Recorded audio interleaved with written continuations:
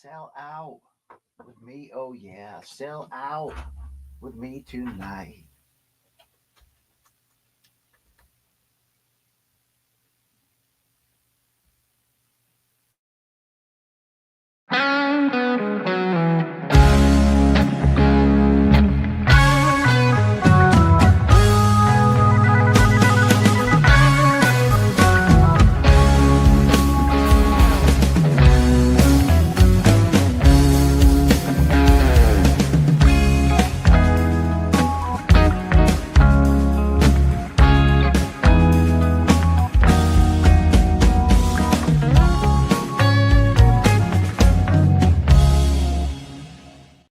Oh, there it is. You made it. You've arrived. A special time, a special day, but still that same BCX flair. We're going to ramble for as long as the next 2 hours provide. Hey, I'm Brian Campbell. Welcome on into my channel, The Brian Campbell Experience.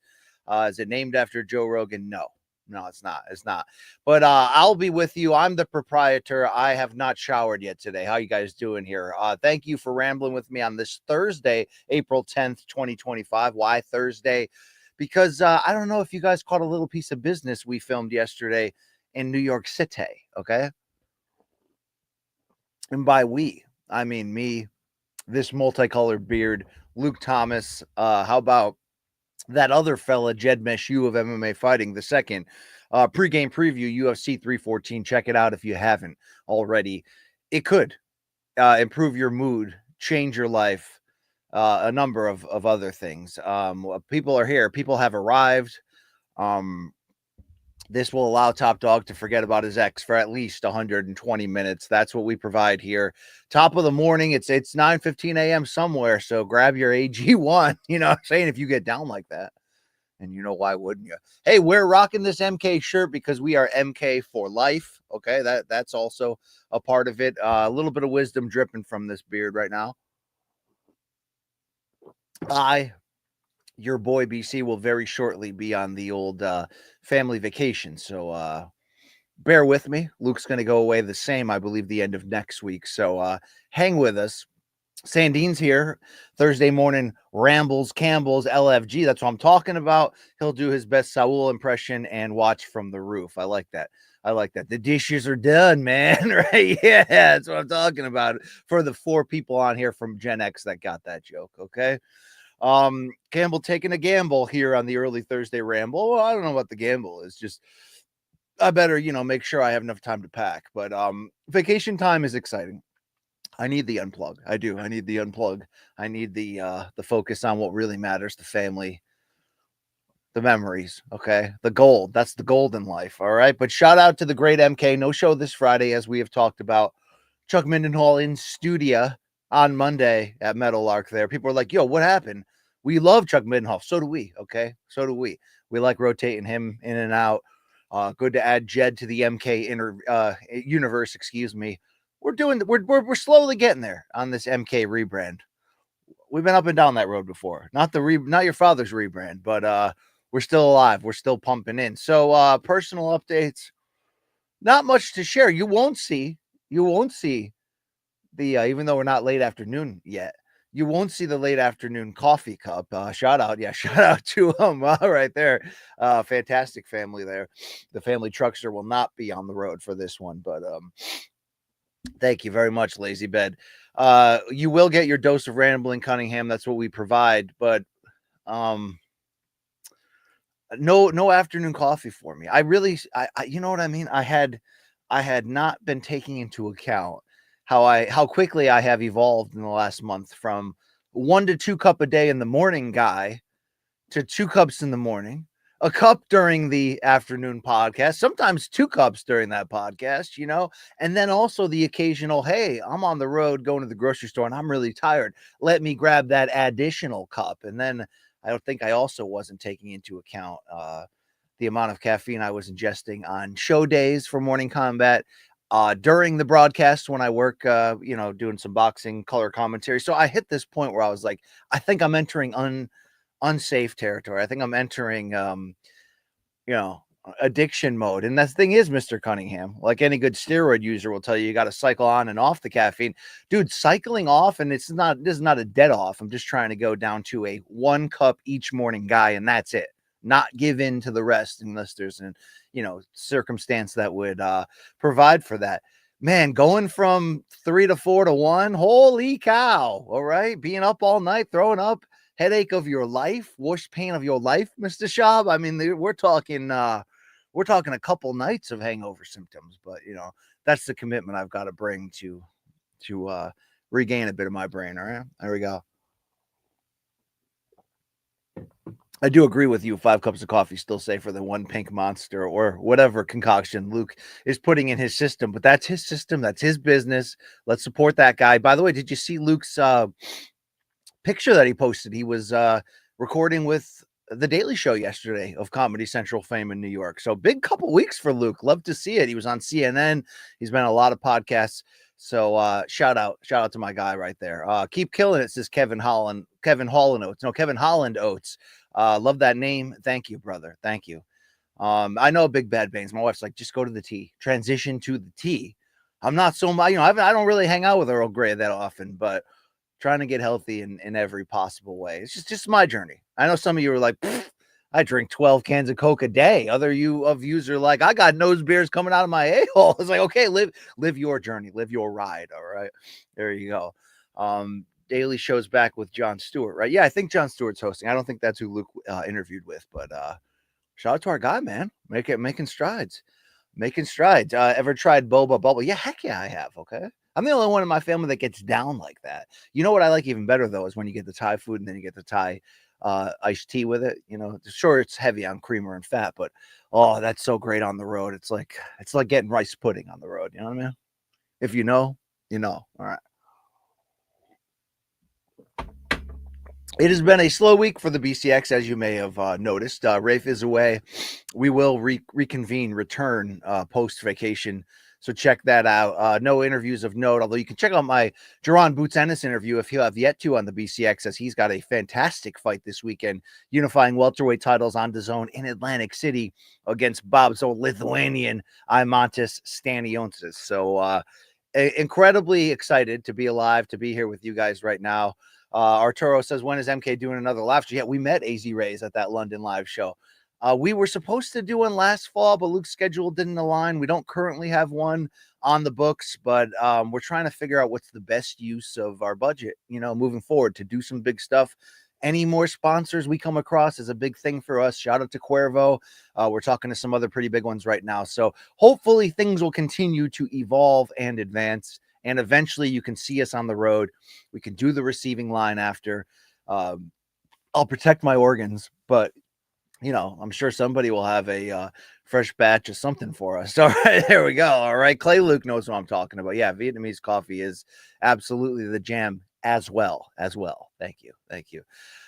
Dixon Cider, which is everyone's goal, apparently. BC, who are the best bets on the boxing card this weekend? You don't typically get great bet options on that boxing card, but let me entertain your question early here before I hit some topics, before I open the floor to you guys, before that vaunted super chat becomes super necessary and available, if you will. You don't have to, but if you will, Dusty. All right. Let's see what we got going on for some of these major box, for as much as there is major box this weekend. I mean, depending where you live, there's major box all over the place. All right. But that just got weird between you and I. Minus 750 favorite. I'm sorry, minus 600 according to DraftKings is Boots Ennis in that particular matchup. Plus 425 for Staniotis. While I do favor Boots in there, that's going to be a tough fight. That's 100% going to be a tough fight. So people are already talking about the pictures of Boots cutting weight and comparing him to Haney as a guy who's maybe, trying too hard to fit into these low weight classes. Hey, we're going to find out on Saturday in the toughest test for the Boots to date. Damn right. Yeah, man. Ray Ford in that co-main against Thomas Matisse. Raven Ford's a big favorite. I don't see much to really work with on this particular boxing weekend, which is not so deep. That doesn't mean there's not a lot to talk about, though, in MMA, in the box. It is UFC 314 week, by the way, at the moment in Miami. Mr. Cunningham, is this Boots Staniotis matchup going to be more competitive than the last Thurman and Zoo fights? Yes, it will. It absolutely will. I know Staniosis has not been active in recent years. He had that particularly long 2-year absence right after he scored the biggest win of his career when he got that secondary title against Raja Butayev on the undercard of Spence Ugas in the Big Dome. Your boy BC called that Staniosis fight, but then he kind of disappeared, so he wasn't able to capitalize on it. But he became the full champion. This is a unification fight. The man is strong, durable, gets inside that ass. We're going to find out. We are going to find out. Thank you, Andrew, Jim Nance's nephew, Andrew Nance. Reggie's lingering. Zoe the cat is over here, so we'll probably be seeing. The problem with Reggie right now is that he just has a knack for knowing for the big moment, for knowing when the camera's on. So I've been doing some CBS Sports HQ hits lately where I would, not like to set the precedent of Reggie being on there because that's a more professional environment. But he plowed through the door a couple HQ hits ago.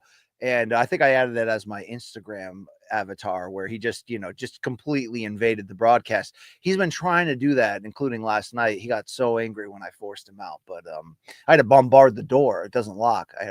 But these are just, some first world issues that I have between, an issue between a man and a cat that he desperately loves. So there you go.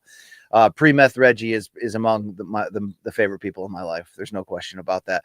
So those are your short early updates about life, MK, BCX, my family's pursuit of happiness. How the heck are you? All right. Have you realized that whatever problems are following you today, it could be gone tomorrow? Keep your head up. All right. Believe in yourself, even when it's really hard. That's the most important thing. All right. Because if you don't, as Spud Webb taught us, if you don't believe in yourself, no one else will. And that's a damn fact. I mean, maybe your mom will, but that's about it. Okay. So, long rips out to Andrew Nance or wherever the great Luke Nocita is at the moment. Smoke them if you got them. 2 drink minimum. Tip your waitresses. You need a fill up, try AG1. There you go. All right. Yeah. Reggie's got to know his lane. He's got to know what areas are going to press my buttons. Okay. Okay. I had this vision incorrectly because Reggie is the biggest scaredy cat out, when it comes to the idea of leaving this house. I had this vision because Zoe the cat, when she was young, was a backpack cat. You could put her in that cool cat backpack with the bubble, see-through thing. And she liked walking around the neighborhood. She was good. So I'm like, I'm going to train Reggie to be my leashed cat. He's going to be like my dude. I'll take him on hikes. I'll take him to the store. I'll be that absolute weird guy. So it turns out I already are that absolute weird guy and continue to be. I just couldn't,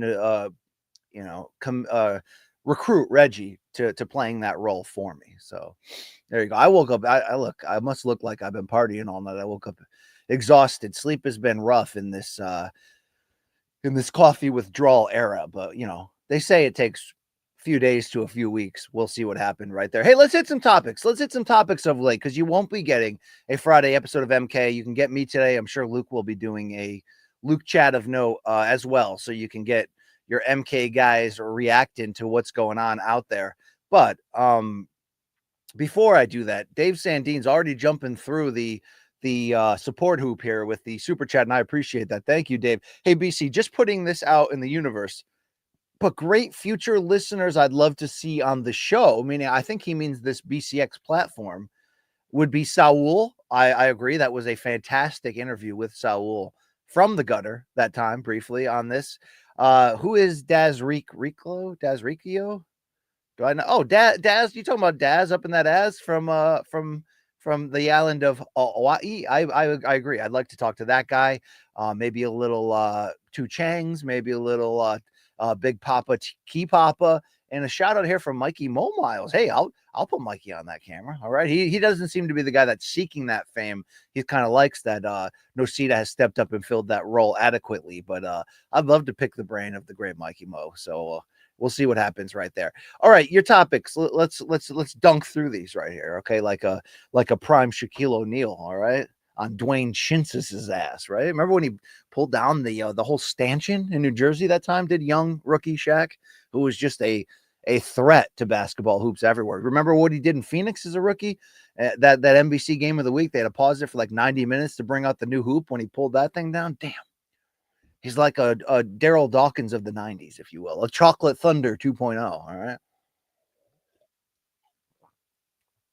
Oh, there we go. AG1 all over the white sweatpants already. That's, you can't trust me. You can't trust me with anything.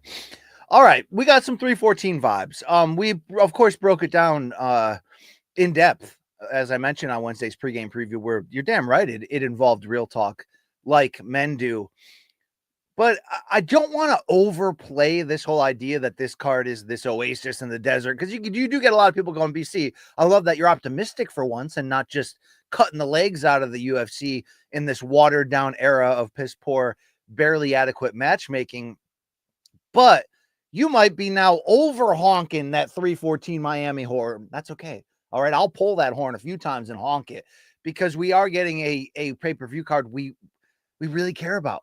Whatever it's missing for extreme star power on the top, we're getting important, well matched, as you can tell by the odds, but the potential for super explosive fights with true meaning. I mean, if 37-year-old Pitbull, wins as an underdog against Yair, he freaking could be in the next title fight in this great division. Diego Lopez, if he maybe for good, puts that great veteran Volkanovski down, he not only takes over this division, he'd be a leading favorite to headline a Noche card in Wada Lahara. No, not Vada, Wada Lahara later this year. How about breakout opportunities for GN Lord Silva against the, I can't stop telling my own truth, Bryce Mitchell, who, I mean, do I love Bryce Mitchell's comments at the media day yesterday? No. And I get that there's a lot of people going like, yeah, man, free speech, speak your truth. Where am I at in that? I'm definitely not on the Dana White side that you could just say what you need to say. We're not going to police you. I do think there are lines that get crossed that become dangerous, and Bryce is no problem jumping over those. I really can't. I can't side with the people that are like, at least he has the guts to say what he believes, when what he believes and what he's doubling down on is so toxic and almost unnecessary. I don't like him comparing himself to Jesus in that regard, in terms of speaking the truth through doubt. But, I also think he should have a floor for his opinion.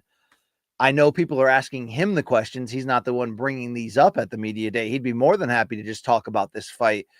But inevitably, these things are going to come up, especially when the UFC handles it so loosely and liberally, ironically, but this is just kind of gross, and a lot of this fight being booked was gross, even though it's also still must see and great matchmaking and a real perfect litmus test to find out if GN Silva and his 4 consecutive knockouts to kick off his UFC career, mixed with the huge momentum behind the Fighting Nerds right now. Yeah, this is the right opponent at the right time in that regard. I guess inevitably Bryce has to fight again. Inevitably, some of us are going to be like, they're exploiting that, but it's kind of what the UFC does to take advantage of that. How often did we see videos of Conor throwing that dolly through the window, which in what led up to be the biggest fight in UFC history? So all in all, in totality, I'm actually excited to check out the press conference later today, later this, dinner time on the East Coast this evening, and see what type of fireworks are going to come out of here. Paddy, I think his story, this fight against Chandler, I know some people don't look at that as an extremely high level pay-per-view co-main, but I'm also like, really? There's a lot to be learned here. Chandler cannot make a bad fight. He will be 39 in 2 weeks. He has coming off a stretch of losing 4 of 5. This could be the end of his run, for all we know, just like it could be the fight that makes Paddy, or the fight that where he finds his ceiling. Because as much as he has won all 6 UFC fights and become not a household name, but one of the leading contenders for a catapult into legit stardom, he hasn't beaten a name on this level. He beat an old Tony. He beat an old King. Yeah, he's getting an old Chandler, but it's still an old enough Chandler where you F around, you will find out. So Paddy's got to tuck that chin. He's got to prove that maturity is real. There are a lot of storylines in here, including the Dom Reyes comeback continuing. Imagine if he gets a 3rd straight win, and it certainly escalating up in value from an old Anthony Smith, and now the possibility here of Krylov, who hasn't fought in 2 years, but has a 3-fight win streak, brings together a certain level of credibility and vitality if he can come back from this layoff. So I'm loving it. I'm loving the main card. We lost Carlos Prates, and only, to be fair, that upgraded the KC card now because of the size of IMG's huevos. And everybody's like, I know, is BC going to go too hard on the IMG train now? He's gonna treat him like Luke does Topuria and make us hate him. No, I just can't stop respecting what Machado Gary is trying to do, and that's be great. Okay, that's what I'm trying to do. I hope at the end of the day, when you look in the mirror, that's what you're trying to do too, whether you're Mr. Cunningham or, Jim Nance's nephew or Hank Williams the fourth or Big Bad Baines, you know what I'm saying? Hey, Baines, on topic, what do you got? Man, Chandler is the one fighter, if you just use some fight IQ, and would have a lot more outcomes that are in his fair. I agree with you. But I think the comment that Patty made in the embedded, which is a key comment, where he said, look, I feel like all the people in recent fights have allowed Chandler to lure them into that crazy wild brawl. I don't think it's as easy as Patty is saying to just come in with a different strategy and not get lured in, because, Chandler lands explosive, heavy strikes in which he takes big chances to do that and opens himself up where you're like, man, I got to counter that. Sometimes he gets there faster. Sometimes he forces you, or more often than not, sometimes, how about almost all the time, he forces you to fight his fight, even if he doesn't always win his fight. But are these fights largely on his terms? Maybe with the exception of the most recent one, the first 4 rounds or first 2 rounds, whatever the distance was against Oliveira, where, Do Bronx seemed to control that for a while until that late cheating / desperate surge in the final round from Chandler. But we got to find out. We're going to find out, most importantly, obviously, we're going to find all 3 major pillars here of if Patty is on the championship level. Is the 5-round stamina for real in a potential fight where the pace could get out of control? Is the chin for real? And more importantly, as I turn down the ringer on these texts, that is he going to tuck it? Is he going to, is he going to play responsible? Is he going to try to make Chandler take the lead and look to counter him? And on top of that, it's a referendum too on his fight IQ, on being able to try to execute exactly what he's saying and not just get caught in a spider web of Chandler, leave a message and he'll call you back. You know what I'm saying? Yeah. All right. We're feeling it. We're feeling the 90s. I mean, let's get fired up a bit about life, vacation, optimism, the possibility of good things to happen in your life. You got to believe. Let's go. Okay. All right. Do that Deontay Wilder bit. Speak it, receive it, believe it, but also work really hard for it in the meantime. Get after it is what I'm trying to say. You coming on? All right, then come on. Okay. That's where we're at right now in this AG1 era. This is Mr. Cunningham again. Is it Randall? What is it, right? What is it? Billy Cunningham? What do you got here? BC, did you see Patty's bird hands? I did not see, and I don't get the reference, but is it something? Do we think he has small hands? Where are we going with this? Webbed hands? I don't know. All right.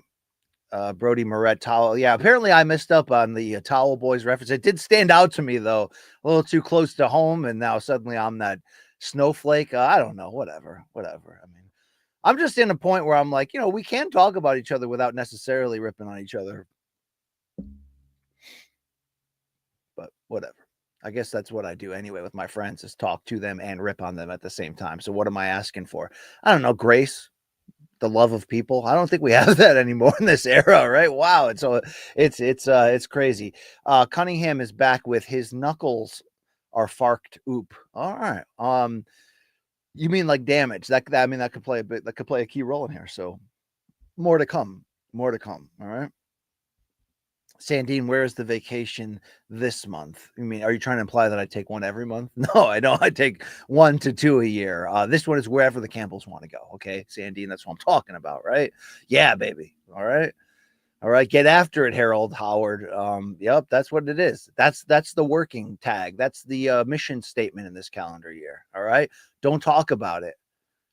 Reach around, be about it at the end of the day. Hey, Main Card Minute is in the house. Shout out to Luke Nocita, fantastic producer, director. We know of his origin story. No need to bury that again, BC, into the ground. So that was the first topic, this whole idea.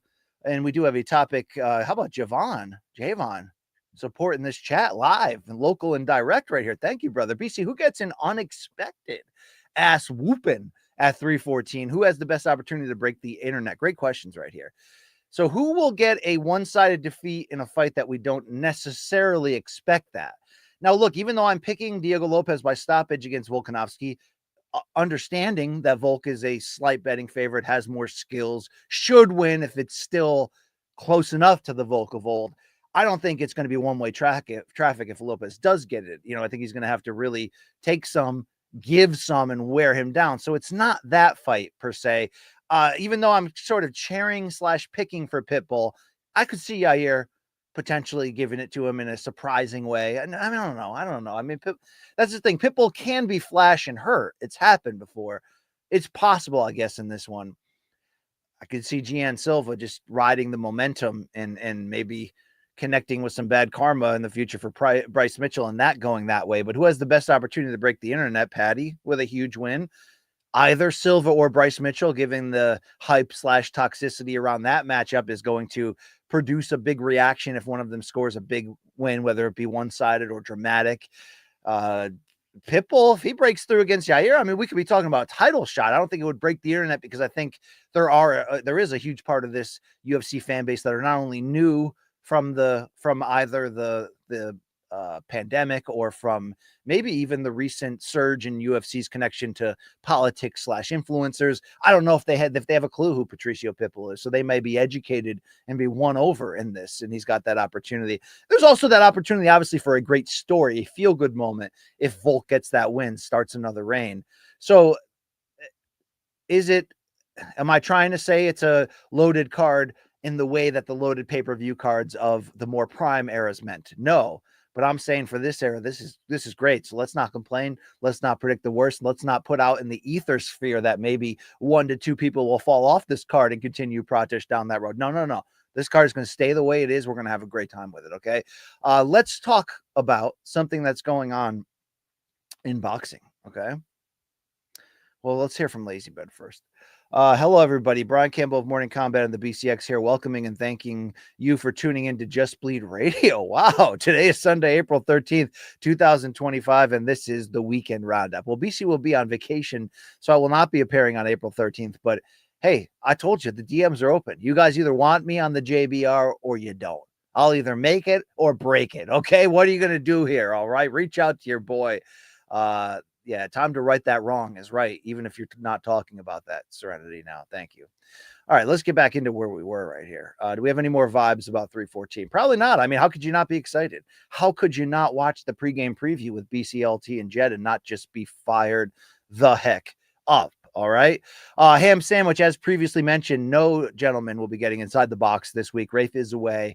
I was unaware. I didn't put anything out on Tuesday. Look, this coffee withdrawal thing's killing me. I'm also prepared for a vacation, and we had an unscheduled Wednesday show, but we do what we can do on the BCX. So catch me outside. How about also catch Rafe and I with a ham sandwich together when I return. All right. I mean, people are allowed to take their family on school vacation and just, make those beautiful memories, frame those pics. All right. You're paying for the memories. You think your kids remember all the times that you sat on your phone watching TV while they did their own thing? No, but they'll remember that time you took them to that place. All right.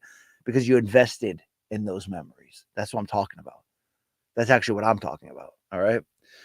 Rafe is box hopping. I think Rafe is in the Philippines for the 50th anniversary of the PBA, the Filipino Basketball Association. Rafe, of course, having a big connection, having written the book Pacific Rims about the great love affair that the Philippines has with basketball, with the NBA. So if you care about that, then check out Rafe on Pablo Torres' Pablo Finds Out show, where they did talk about PBA's history in that 4-point shot. Great episode. You can go in the box alone. Well, that's hold on. Reggie's here. I guess I'm doing it right now in some degree, some regard. Hold on, Reggie.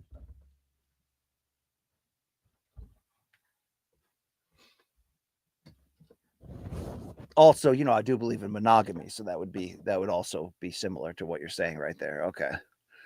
Here it is. Let's see what Reggie's got going on for him. Reg, where are you? Come here, buddy. You here? Yeah, come here. Show the people. Show them what the fuss is about. All right. What's up in Reggie's life? Mr. October? No, Mr. All year long. All right. That's what we're saying. All right. Rafe Bugs will find a few things out, right? He'll also jack. And he's got that right to jack, right? Although, I mean, was it fair to him to jack when we finally got Richard?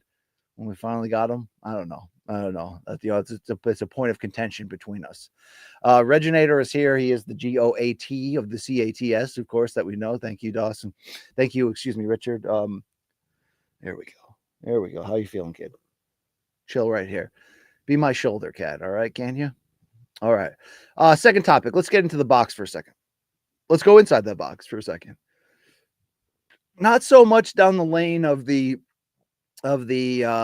Association of Boxing Commissions, Mike Mazzulli of the ABC, and that memo that went out regarding TKO Boxing Turkey and the plans of TKO to amend the Ali Act. I mean, that felt inevitable. I know the report from Lance Pugmire of Boxing Scene was that TKO at the moment appears more interested in amending that so they can legally be allowed to produce their own title belts, which I kind of feel like is inevitable. And I'm not against that as much, even though that puts a lot of control in the promoter's hands. And that's okay. That bite's unnecessary. And that's certainly what Dana's trying to achieve, because that's the cushion he enjoys, one of the major cushions he enjoys in the control that they have over the MMA fighters.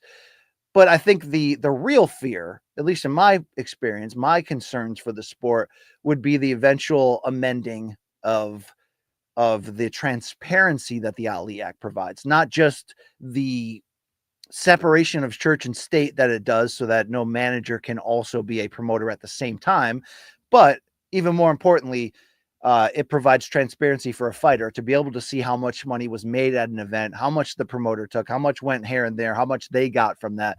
That's a big part of what the Ali Act brings. You get rid of that, then you're going to allow an iron grip in the potential for monopolization, even though, to be fair, I do believe Turkey and TKO telegraphed this announcement strategically. I've got theories why, but I believe they put it out a little bit too early. You can kind of tell that by how much Dana doesn't really have concrete details to put out there, right? Outside of the fact that they are apparently be signed on to do, or to attempt to do, a couple really big Netflix shows per year. And, you know, Canelo Bud in September has the opportunity to be that. A lot of this kind of feels really early into the idea of even trying to believe if a takeover is possible. You know, you got to have the fighters to do that. So are there legitimate sourced rumors at the moment to suggest, whether we're talking about the Shakur Stevenson situation of him going on Twitter and saying Turkey, the price of, you know, yesterday's price was not the same as today's regarding this Zepeda fight, or connected to this topic right now that I'm trying to bring up, Dmitry Bivol pulling out of the purse bid at the last second to defend against WBC mandatory David Benavidez, leading to him vacating the title. So he brings 3, not 4 titles into this trilogy with Artur Beterbiev, and the spin out criticism aimed at WBC, which is not undeserved in this case, meaning the WBC decides to strip Dmitry Bivol 2 days after it becomes official, or less than that, after it becomes official that he's not going to fulfill the mandatory against Benavidez. So then WBC's like, yeah, well then F you, you're stripped. Benavidez is the full champion.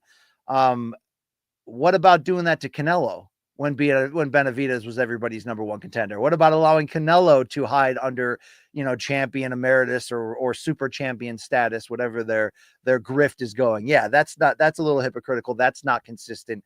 I also think it would be wrong, as some people did, to go the lane of, oh, this shows you that Bivol's ducking Benavidez, and damn, everybody ducks Benavidez. And to some degree, Benavidez is getting ducked by the most popular. But I think in this case, look, you saw that in that tweet that Turkey put out to when the Bivol Benavidez talk first kind of became a reality, when he almost challenged Bivol's loyalty in that tweet and was like, who's the guy that took care of you? We all knew that Turkey wanted a trilogy. We all knew that the powers that be connected to that, the 2 fighters and their management teams, wanted to go in that direction. They're going to get paid very well. Does it suck that everybody knew that in this division in sport, and now we still have to go through with the stripping of the title? Yes, but it also sucks for Benavidez that he's not getting the matchups that are supposed to define his career. So if this leads to Benavidez, who didn't have to fight for the vacant title because he was already the interim, he became the email notified full champion, which is not the path to getting that anybody wants in this. But this could lead to him headlining a pay-per-view coming up and defending that title. I mean, him against Callum Smith, for example, would be a fantastic matchup. And you hear people already whispering to that now that Callum Smith had that resurgent win on the Bivol Beterbiev 2 card against, at that time, unbeaten Josh Buatsi. So that could set up a scenario where, let's say, Benavidez fights Smith, defends that title. Let's say Beterbiev and Bivol conclude their trilogy without any controversy or need for a fourth fight.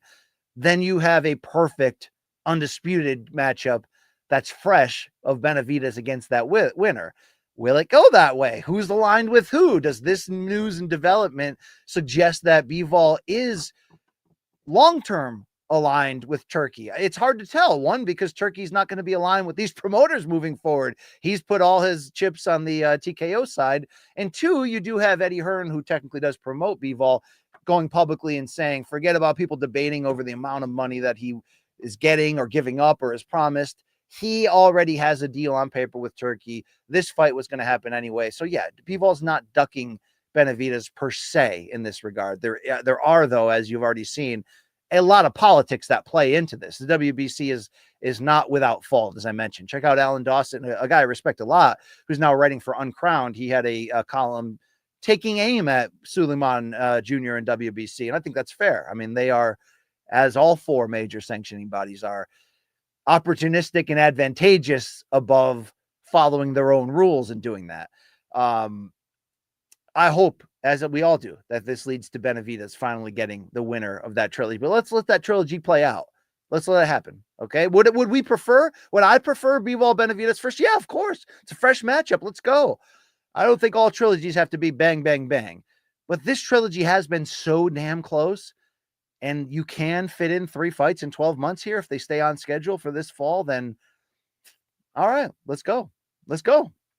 Let's go. Let Benavidez, though, be the champion, defend it in the meantime. I don't think that's the worst development, even though I'd prefer that trilogy have all 4 belts in line. Like, I don't like that when Usyk Fury had their first fight, that to get to their second fight, Usyk had to give up the belt. It did, though, allow, if we're going to support any element of the 4-belt era, it allowed an avenue for Daniel Dubois to mount a legitimate comeback to some Fighter of the Year votes, to getting, the opportunity to be a part of this larger title picture. I think that's why I want Usyk Dubois next. And I know there's some consternation with that too, and debate and people wanting their guy to get the mandatory defense first. But boxing is full of shit, as Paulie Malignaggi famously said. It will continue to be, but there's still a lot up in the air that is going to decide this. Now, are the rumors true in terms of my sourcing and, investigation, that it does seem like Turkey is pulling back the reins on it? Yeah, that does seem to be the case.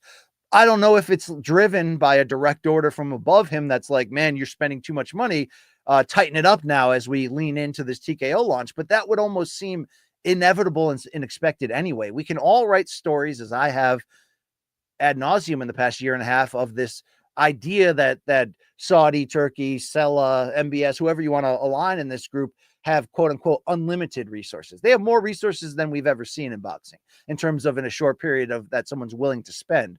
But there was no reality that this was going to continue at that level. So in the case of Shakur Stevenson, maybe this is a situation where it's easier to take the stance that Turkey did, because maybe he didn't think like he was going to get the result of the investment in overpaying Shakur, especially where his stock is right now in the court of public opinion for a fight like Zepeda, where a year earlier he would have been quick to overpay it. But obviously things have changed since then. They telegraphed this announcement. It's forced these other promoters who still have existing deals with Turkey to weigh that with them trying to align their future. So it does seem to be real in a few cases, though, these rumors that for now, whether it was a direct order or whether it's a temporary thing until the TKO launch, because that's what we don't know. The whole idea of, will TKO be successful in launching this members only league and putting up the walls around their moat? Will that actually work? Well, it's only going to work if they can access big name fighters in a quick period of time. I mean, I personally think if they can't within a year, the jury's out if that thing even continues, because UFC is not putting a single TKO, not putting a single dime into it. It's all going to be paid for by Saudi. So is Saudi currently going, okay, we've already spent the money to establish ourselves, buy ring, as Turkey did with his own money, change the narrative. But now that we're all kind of waiting for the simultaneous launch with TKO, the soft launch being the Bud Canelo rumored fight in September, and I would assume the hard launch being whenever this league kicks off next year, it's why would they continue to pump money to the other promoters?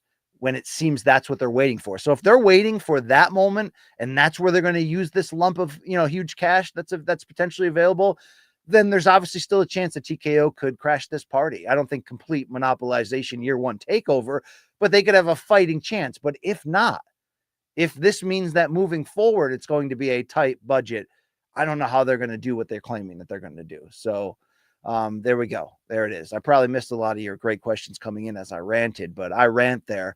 Let's get Benavidez into a light heavyweight title fight now. All right. I hear, could be this summer. We'll see. I would love Callum Smith. That's a great fight. Let's do that. All right. All right. Brody Moret jumping in this conversation saying, let's see Benavidez against Berlanga. In the meantime, Berlanga won't have a parade. So I wonder if that is a possibility. Obviously, Berlanga's at 68. Obviously, he appears to have like pre-built trash talk connections to the idea of fighting either Caleb Plant or Jermall Charlo, although it seems obviously now because Plant and Charlo will be in separate fights on the same May 31st PBC non-pay-per-view card, that would be a setup for them to fight, obviously, right after that. So unless Berlanga can get Jaime Munguia, which may dictate what promoter he signs with, I wonder if there is a window that opens up in the next 6 to 9 months where Berlanga could come sign with PBC, get promised a future fight against Plant and or Charlo, and then in the meantime could fight Benavidez for a 175 title as a pay-per-view B-side. It'd be a big opportunity, be a big challenge for him, but Berlanga talks a very big game, almost to the point of delusion. I mean, he has his detractors. He's still talking as if he beat Canelo's ass just because he survived. There were elements of that performance that were, I don't know if impressive is the word, but validating that Berlanga ain't a bum. That's for sure. But yeah, there we go. Okay. All right, let me try to star some of these questions so I can remember them. I'm almost done with my topics here, okay? With my damn topics before we hear your topics. Thank you. Deep breath. Everything's going to be okay. Better BF is getting up there at 40. What is he, about 40 now? I don't know if he's 50 yet, but I still think he's going to have something left in the tank unless this Bivol trilogy is just a pour one out for your boys to, fight. If he wins, to fight Benavidez after. Maybe even if he loses, like who knows? Will Bivol come back and be willing to make a fight against Benavidez, or will there still be politics in the way between promoters and networks? It's hard to say. All right. Still some things need to be figured out. There we go. BC's final topic, which I know you're waiting for. I know it.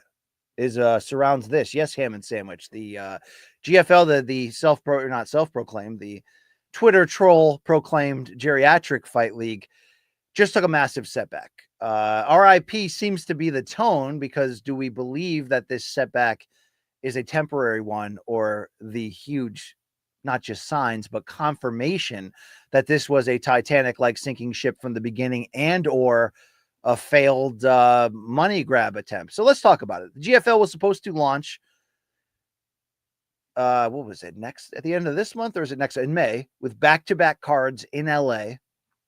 The cards featured a lot of these, I think the best case scenarios, since their roster is overwhelmingly geriatric, or overwhelmingly in that category of former UFC name and champion who has a little bit left, but not a lot. But sometimes taking a guy with a name with a little bit left and a guy with a name with a little bit left can make fun magic.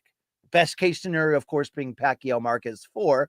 Maybe not a fair comparison considering they both were pound for pound top 3 at that time of that fight happened. But matchups that are 7-11 quality, but we still kind of have to see them. Well, they're not going to happen. Darren Owen, the ambitious leader of GFL, texting Ariel Helwani, who reported that they're saying this is a temporary, their main source of money that they've, their main, what's the word I'm looking for, investor, was unable to come through in the timeline necessary. They still hope to launch in June. Look, whether they launch this first fight weekend or not, you'd have to believe the odds were 80-20 that they were never going to have a second show to begin with. But the real question here is, were they outright lying to everybody? Was this funny, a dud from the beginning? Follow Rob Thomas, Luke's dad, says GFL being fake money laundering or finance wars. I mean, it's easy to say that, just like it's easy to sort of question, did this ever have a fighting chance, and were they disingenuous in what they were saying in terms of the money they were promising and all that? Here's what I have to say. I criticized Owen's close-up, whether it be his interviews with Ariel or the town hall that he did with Mike Heck and MMA Fighting, because I felt like he had this plan, and the plan to me wasn't strong. A team concept with teams in multiple continents, like not strong, not a strong idea in this modern game. I get the reasons why Owen said they wanted to do that. Why compete using the same model as the UFC if they're only going to crush you? But what I disagreed about and what I had questions about through his lack of having like solid answers and explanations for some very key questions is I started to realize, you heard some people say this on Twitter, but I remember the first time I thought it, it's like, wait, do they not have the money yet?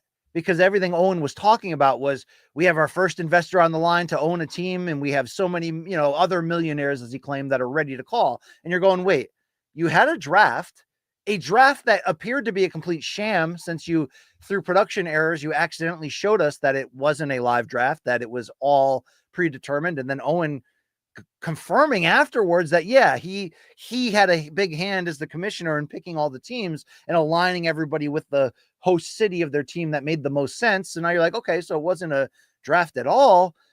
And the bigger question, though, is, did you have this draft as a commercial, as an advertisement to hope to lure the investors that you would have needed to A, launch in the first place, and B, ever come close to matching the level of these high salaries that you're teasing? I mean, I played that clip on MK last week and people criticized me in the chat here, but I thought it was important where somebody like Josh Emmett, who, although he's 40, was in a main event in a fight that could have catapulted him back into the title picture, saying, man, I'm kind of jealous of what these GFL guys are making. I'd almost like to jump over there and try to make that myself. Well, I'm starting to really believe what all the critics are saying. And yeah, like this video, No Seat, it says, you're damn right. Subscribe to what we got going on here on the BCX. I really doubt now if Owen ever did have secure financial investment, and it was sort of like the hope that if we put this out there, people will get excited, because they do have some names for one night only in some cases, but they do have some names to get excited about. It's a little bit of morbid excitement. Of course, it's like Favor the Baron 3, Weidman Rockhold 2. But, Tony Ferguson, Dylan Dennis is a fight so weird you have to see it. So they had a little bit of that going on. Hey, Stephen Thompson, the Wonder Boy, or at least that's what I call him, is here. All right, let's bang. Yeah, damn right. Thank you. Welcome to the party. It is an early start time, okay? But, the L in the GFL, what does it stand for? League or no? Octopus with no friends says limited, as in only here for a limited time. Well, I mean, I think inevitably that was going to be the case. It was only going to be for a limited time. The jury was going to be out if they ever could do a second show. But what are the odds now that they can't even launch the first show on time? What does that show you? Whether Darren Owen is telling the exact truth about the money situation or not, either way, they don't have the money to launch. That's obvious. They do not have the money to launch. I don't think they ever did. And what hurts the most, what sucks the most, is that there are a bunch of fighters. Now, you could argue, how do you have to cry boo-hoo for fighters like Chris Weidman and Holly Holm, former champions who still had a name, who were both lingering well past their prime, but if UFC can put them on a card and get a little, notoriety, nostalgia vibes, and they still want to do it, they still feel like they want to compete, maybe it's not the end of the world. Well, they all said no to the UFC to get in line for this GFL money. So that certainly jokes on them, right, for not doing their due diligence, but also you're kind of effing with people. You have a finite period, whether we think you're washed or not, you have a finite period to make money in this sport. And they were trying to do that when their name value was the highest, even if their critical value was, low, if not gone. So damn. Yeah, I don't think it's the real Wonder Boy, Brody Moret, but that's our guy. Okay, that's his identity. That's who he is now. In his real life, he's probably Steve. Hey, Steve, what? No, in this world, in this bar right here, you're Wonder Boy. Thank you. Thank you very much. All right. Brody's like, what am I then? Weird, but we love you, Brody Moret. Thank you so much. Okay. Brody comes back with Weidman probably still thinks the event is a go. Bro doesn't know. Yeah, he's probably can't get his fingers out of Bruno Silva's eyeball socket at the moment right there. But I don't know. I mean, Errol was aggressive in pushing this GFL out there, interviewing everyone associated to. I get it was interesting news at an interesting time, but we had a lot of questions in it. We were right to have those questions. Look at it now. It sucks. I don't want, it sucks. I want there to be more legitimate competition in MMA. I want there to be alternatives to UFC, whether that is someone who could reproduce the vibes that WEC and Strikeforce once had, or somebody can just go the full carnival route, or somebody can just go the whatever. Like, that's why I feel like PFL is dropping the ball so aggressively in a brief era right here, where, you know, people are not satisfied with the UFC anymore, whether they're turned off by the toxicity or the watered down level. Like, somebody jump in here and make something happen. So I was cheering for GFL to not be a train wreck. But your foundation was, let's have teams all over the globe, and we'll do team MMA, which no one ever wanted or really cares about. And any nostalgia directed back to the IFL to that is more about the fact that the IFL was alive during a time when MMA was so new and was getting its first taste of almost legitimacy through successful pay-per-views like Liddell versus Rampage, or, you know, ESPN launching MMA Live, which was a big moment of ESPN kind of finally giving in and saying, yeah, this sport might be something. Let's do something with it. So it's, damn, GFL team concept in 2025, not even have owners. I mean, come on, you know. So what do we got here, Remix? Sad to see another fight league kind of flop already. It is sad to see that. Brody says Ariel, the only one that got paid. I mean, I don't know if he did. I don't know that situation, but he was, you know, aggressively putting that out there. You know, Ariel's going to grind and do what he has to do to survive. But man, that's damn, right? All right, those apparently are my topics to kick it off here. So until this thing ends, and the next hour plus, let's bring it. The floor is yours. Topics are only off limits if they are inappropriate, and the super chat is open if you want to support. If not, just support me with your love and your line of questioning. Take me to task, challenge me, whatever you got to do right there. Hey, Rob Thomas, what do you got for me outside of being Luke's dad? You know what? The world hasn't been right since Dominic Reyes lost to John Jones in February 2020. In a lot of ways, you're right. In a lot of ways, you're right. It's a lot changed shortly after that has affected everything in this world. We are living in the alternate timeline, and the only thing that resets it is Dom winning the light heavyweight title. Wow. How about Dom just get by Krylov, extend his win streak to 3? I mean, I remember when Dom got the first of these last 2 stoppage wins against Jacoby. It was a rare, really good moment in that moment of like, yeah, one of the, you know, because you didn't want to see it all go to shit for Dom at 34. That 4-fight win streak was rough. But maybe Rob Thomas is right here. Maybe this could signal a new turn, a new era of optimism and happiness in the UFC fan base space. And I'm sick of the people that are like, oh, you and Luke have been calling this for a long time. You willed this to happen, or any BS like that. They telegraphed their direction and their turn. TKO did, and now people are experiencing the fruit, and the fruit ain't fresh. It ain't ripe, right? You're biting in, and that worm's stuck in your mouth. You know what I mean? And then it's building into your bloodstream. All right. Maybe that's weird. I don't know. Okay. Probably. There we go. Okay. Oh, this is a great question. Brick Squad coming in here. Last week, U.S. heavyweight, former Olympian, Richard Torres Jr. had his first real step-up moment in his 12th, 13th fight when he got that top-ranked main event in Las Vegas against Guido Caniello and won a 10-round decision. Does Big Dick Rick Torres do it for you, Brick Squad? Asks, want him to be good so bad, but I'm worried about him as he steps up. I know that he seems to have received equal amounts of praise / concern / criticism for this performance against Guido. I am of the concern / criticism crowd. I never felt like Richard Torres had shown me to date, even though he had 12-0 with 11 KOs coming in. I did not get the feeling to date, Brick Squad, like he had showed me he's ready to turn that corner and not fight nothing but fat white heavyweights. So this was well timed, this fight against Guido Caniello, 6'6", an Olympic pedigree himself from Italy, and a guy who has fought a couple decent heavyweights, even if he hasn't won a lot of these fights. This fight was so gross. Thomas Taylor, the ref, had his hands full, because what we're learning about Torres is he only has that one gear, that one trick. He's like a southpaw heavyweight Sean Porter before Porter added those other wrinkles to his game and wasn't just a running back welterweight who would run into you. Maybe the Andre Berto fight in Brooklyn was the last version of that he was that Sean Porter who would kind of just throw you those lead elbows and headbutts and just mark and maul you up. I mean, he added legitimate skill after that. Look at the performance and defeat against Spence, the way he danced around Danny Garcia, the effort he gave against Crawford. But Torres looks like the Sean Porter from the first Julio Diaz fight, who we were like, I don't know if that guy's ever going to get it together. He runs in, body checks you, throws one punch, and then holds. And even though Guido deserved the countless referee warnings and eventual point deduction for the excessive holding that he was doing because he was overwhelmed by Torres, jumping the line and blitzing him every play. The fight was gross.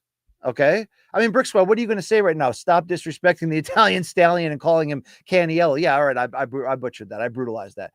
Guido Vianello, not Caniello, not Cannoli. My bad. Guido Vianello. Thank you.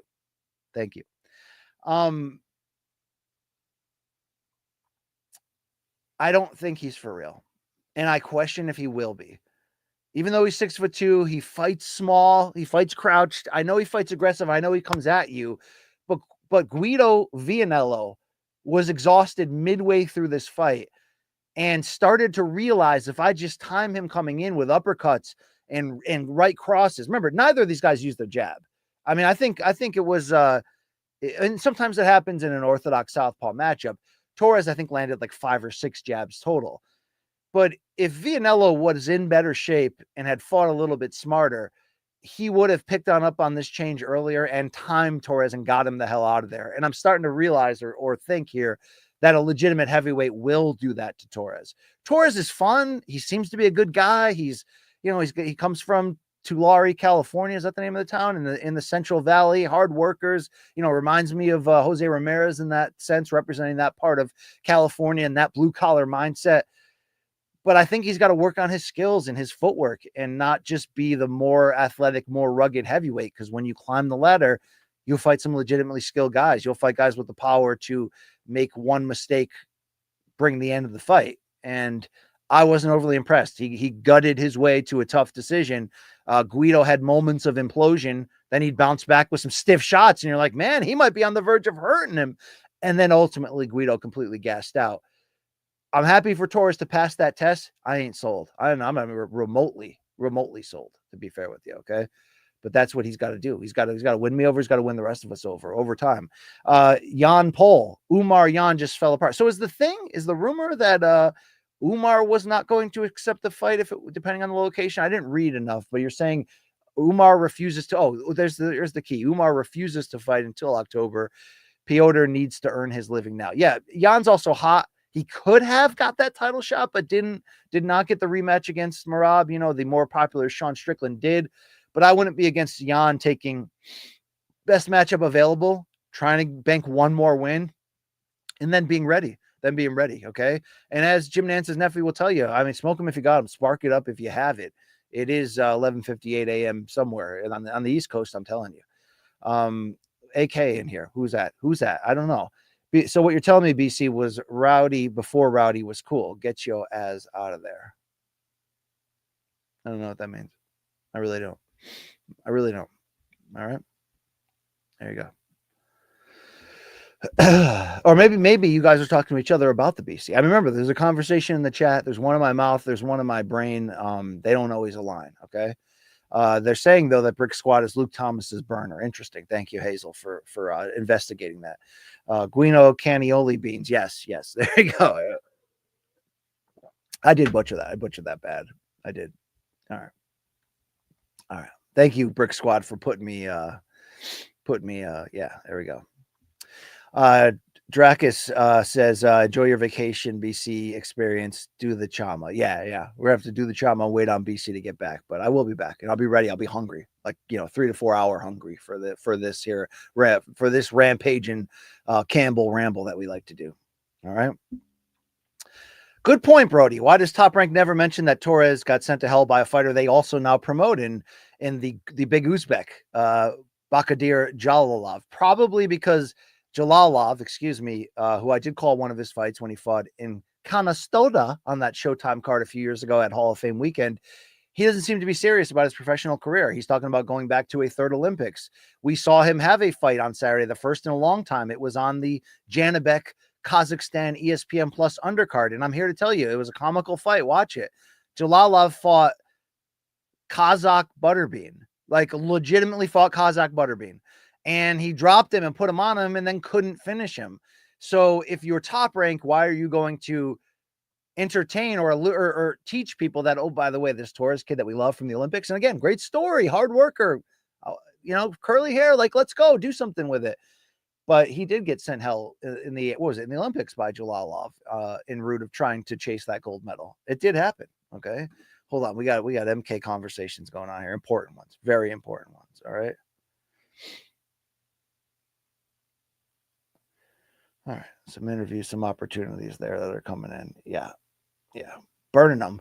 One more. I got to read one more thing. Why don't you guys, enjoy some media assets while you wait here. Let me get to the bottom of this. Okay. Why don't you just touch gloves to start it off? You just touch gloves. Why do you need to touch the gloves again? You just touch gloves. Yeah, you just did. Okay. So find Keith Thurman and get back to me. Heard Keith Thurman was going to be here. Sounded boring. Found the man. Still sounded boring. Yeah, there you go. All right. We're back. BC's back. We're ready to crush this. Thank you for joining. Thank you for playing. You guys don't have to show up here and listen to me talk in circles, but you do. Thank you. There it is. A lot of great questions starting to stack up here. A lot of great people. John Gohibani saying, playing hooky from work to be here with you. Okay. I would not advise, but thank you. I do appreciate that in some weird Saved by the Bell cut day way. Remember, Zach had, that bet with Slater. We had to try to get to the beach and make it back soon. And then suddenly it's like, oh, Jesse's flirting with that weirdo who wants to take, styrofoam out of the lunch waves. And, it looks like Kelly and Slater are playing bumper pool at the max. They looks like they may be an option. They may be an item there. So a lot came out of that episode, if you recall, but I don't know. All right. Mr. Cunningham, speaking of glove touching, I just rewatched Benavidez Morel. Yes, that was a great fight. That was a really fun fight. And they forced the glove touch. Is that normal for boxeo? Oh, that sometimes the referees will force the glove touch. Now, more often than not, you'll give the two athletes, whether it's UFC or boxing, during the referee's instructions, the opportunity. They don't always do it in both sports if they're angry at each other, or if it's just such a hyper competitive moment. Some boxing referees, though, have tried to do the, old guy neighbor get off my lawn routine and be like, no, you will respect each other. There's some guys like Vic Draculus who used to try to warn boxers to stop talking trash to each other. Like, come on, don't do that. First of all, don't do that. Vica's, Essex, chapter 29. Yeah, I read that too. Okay. You know what I mean? Right. Anybody with me at the Harvard Bar right now? No, I don't think so. I don't think so. BC Boots in trouble this weekend. Staniosis, a Lithuanian dog. Yeah, dude, I'm telling you, this is a real fight. It's weird. I've seen just as many people be like, we just learned from the Chukadzian rematch that Boots ain't the one, even though, not that I want to give him this excuse. I agree with what he told me in my interview on the BCX. It's hard for him to get motivated to bring that dog out of him when he's constantly fighting guys below him, forced into these matchups just to keep his belt. I think Boots is right when he says the better competition will bring the better version out of me. It's happened before. We used to think Tyson Fury was a fat, slob who was never going to be anything because he would kind of fight down to the level of his opponents. Then he got in the best shape of his career in 2015 and went and upset Vladimir Klitschko and, did footwork circles around him. And we're like, oh, shit, if that guy gets motivated and knows he can't F around, you see a different person. You're going to see that from Boots. But I see just as many people, as I mentioned earlier, say, man, Boots with this weight cut, he's taking a risk. Staniosis is the right opponent that could endure that because he's going to take a lot of Boots' big shots. He's going to be inside of on him. He's going to get inside. He's rugged. He hits hard, man. This is a good ass fight. Boots is the rightful favorite. He's more athletic. He does have more natural skills. But what happens if he starts getting clipped? What happens if this becomes a fight where Staniosis can cut off the ring and close that up a little bit? It's interesting. It's very interesting. Wonder Dog, thank you. Thank you for joining. Brock Lesnar withstanding, is Aaron Pico the best prospect UFC has ever signed? So that was going to be a topic. Great. I'm glad you asked that. It was going to be a topic. There's like tremendous value in the timing that they're getting Pico, who PFL seemed to not want to pay what he had signed up for in Bellator, which is a recurring theme. Corey Anderson still stuck in PFL jail. They don't put him in a tournament. They don't give him a fight. They don't pay him what he feels like he deserves because he signed the deal and they bought the company. So either buy these guys out of their deal and let them free or not. Well, that's what happened with Pico. And I just cannot believe that the PFL did not prioritize this, because it was already long overdue, even given that Pico's initial rise was stunted by multiple losses in his first 5 or 6 fights, not just that pro debut where he's in the wrong division, wrong type of opponent for a pro debut, listening to his dad being too ambitious as his manager there. They're getting a Pico who already should have fought for and maybe would have won the Bellator title, to prove to you that he has completely, turned his game around, that he is of this ilk. Look, skill-wise, you make a great point. He might be the best prospect. I remember when he launched with Bellator, who had been paying him, by the way, a salary since he was in high school as like an early recruitment plan to bring him in, and it worked. This guy was world-class in multiple disciplines, could have gone to the Olympics, was a monster as a youth wrestler in terms of national ranking, was a incredible boxer who has still a 21-year-old would spar Miguel Cotto in his prime in the wild card gym and hold his own and proved he belonged. He was, he had to learn through some real growing pains of, I think, mismanagement, of not protecting his chin, of being too willing and too in love with his power to get in there. But when he does connect, he has a sick highlight reel of knockouts, even if it's against, lesser Bellator competition. But B, he showed that when he commits to the wrestling first and all the pressure is set up to take you down, to gas you out a bit, land some heavy ground and pound and set you up for that knockout, dude, he's great. Now, he's not without holes, not without certain levels of vulnerability. He's also been stopped a few times. So will he ever get there? I don't know. It's going to be really fun to watch, but they're going to throw him into a deep pool in a division that's hot and just lost its face, and Taporia leaving. And he's going to have in short time big opportunities to do big things. And what is he still, 27? He's still so young and really kind of like untapped after those early setbacks. And he suffered those early setbacks, even if they were in some cases devastating stoppages, at a time where others are in, amateur MMA, regional MMA, or what have you, or are really, I'm always concerned about a guy like Pico who was competing at a high level in multiple martial arts disciplines beginning at like a very young age. Will that wear and tear lead to him getting washed too early? All of that, that's why we still have potential fear that he may not be in the end the goods that all of his individual skill sets suggest he should be. I think he's smarter than he used to be. I think going to Johnson Wink, good Lord. Jackson Wink was a major change for him, just getting out of Southern California, starting anew.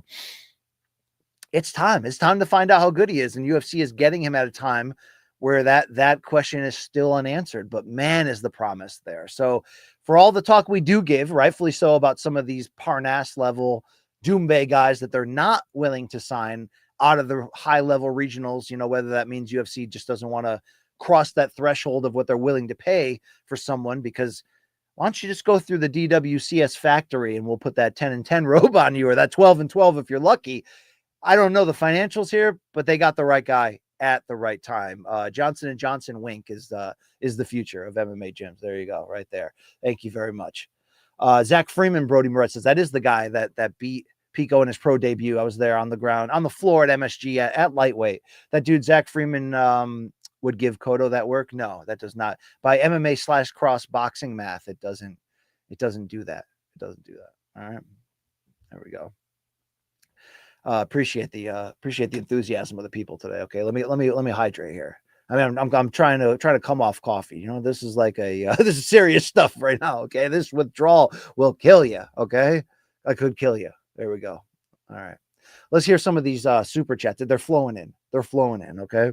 JP, is that? I don't think it's JP. I really don't think it is. But thank you, JP, for your support. Thank you for being a friend.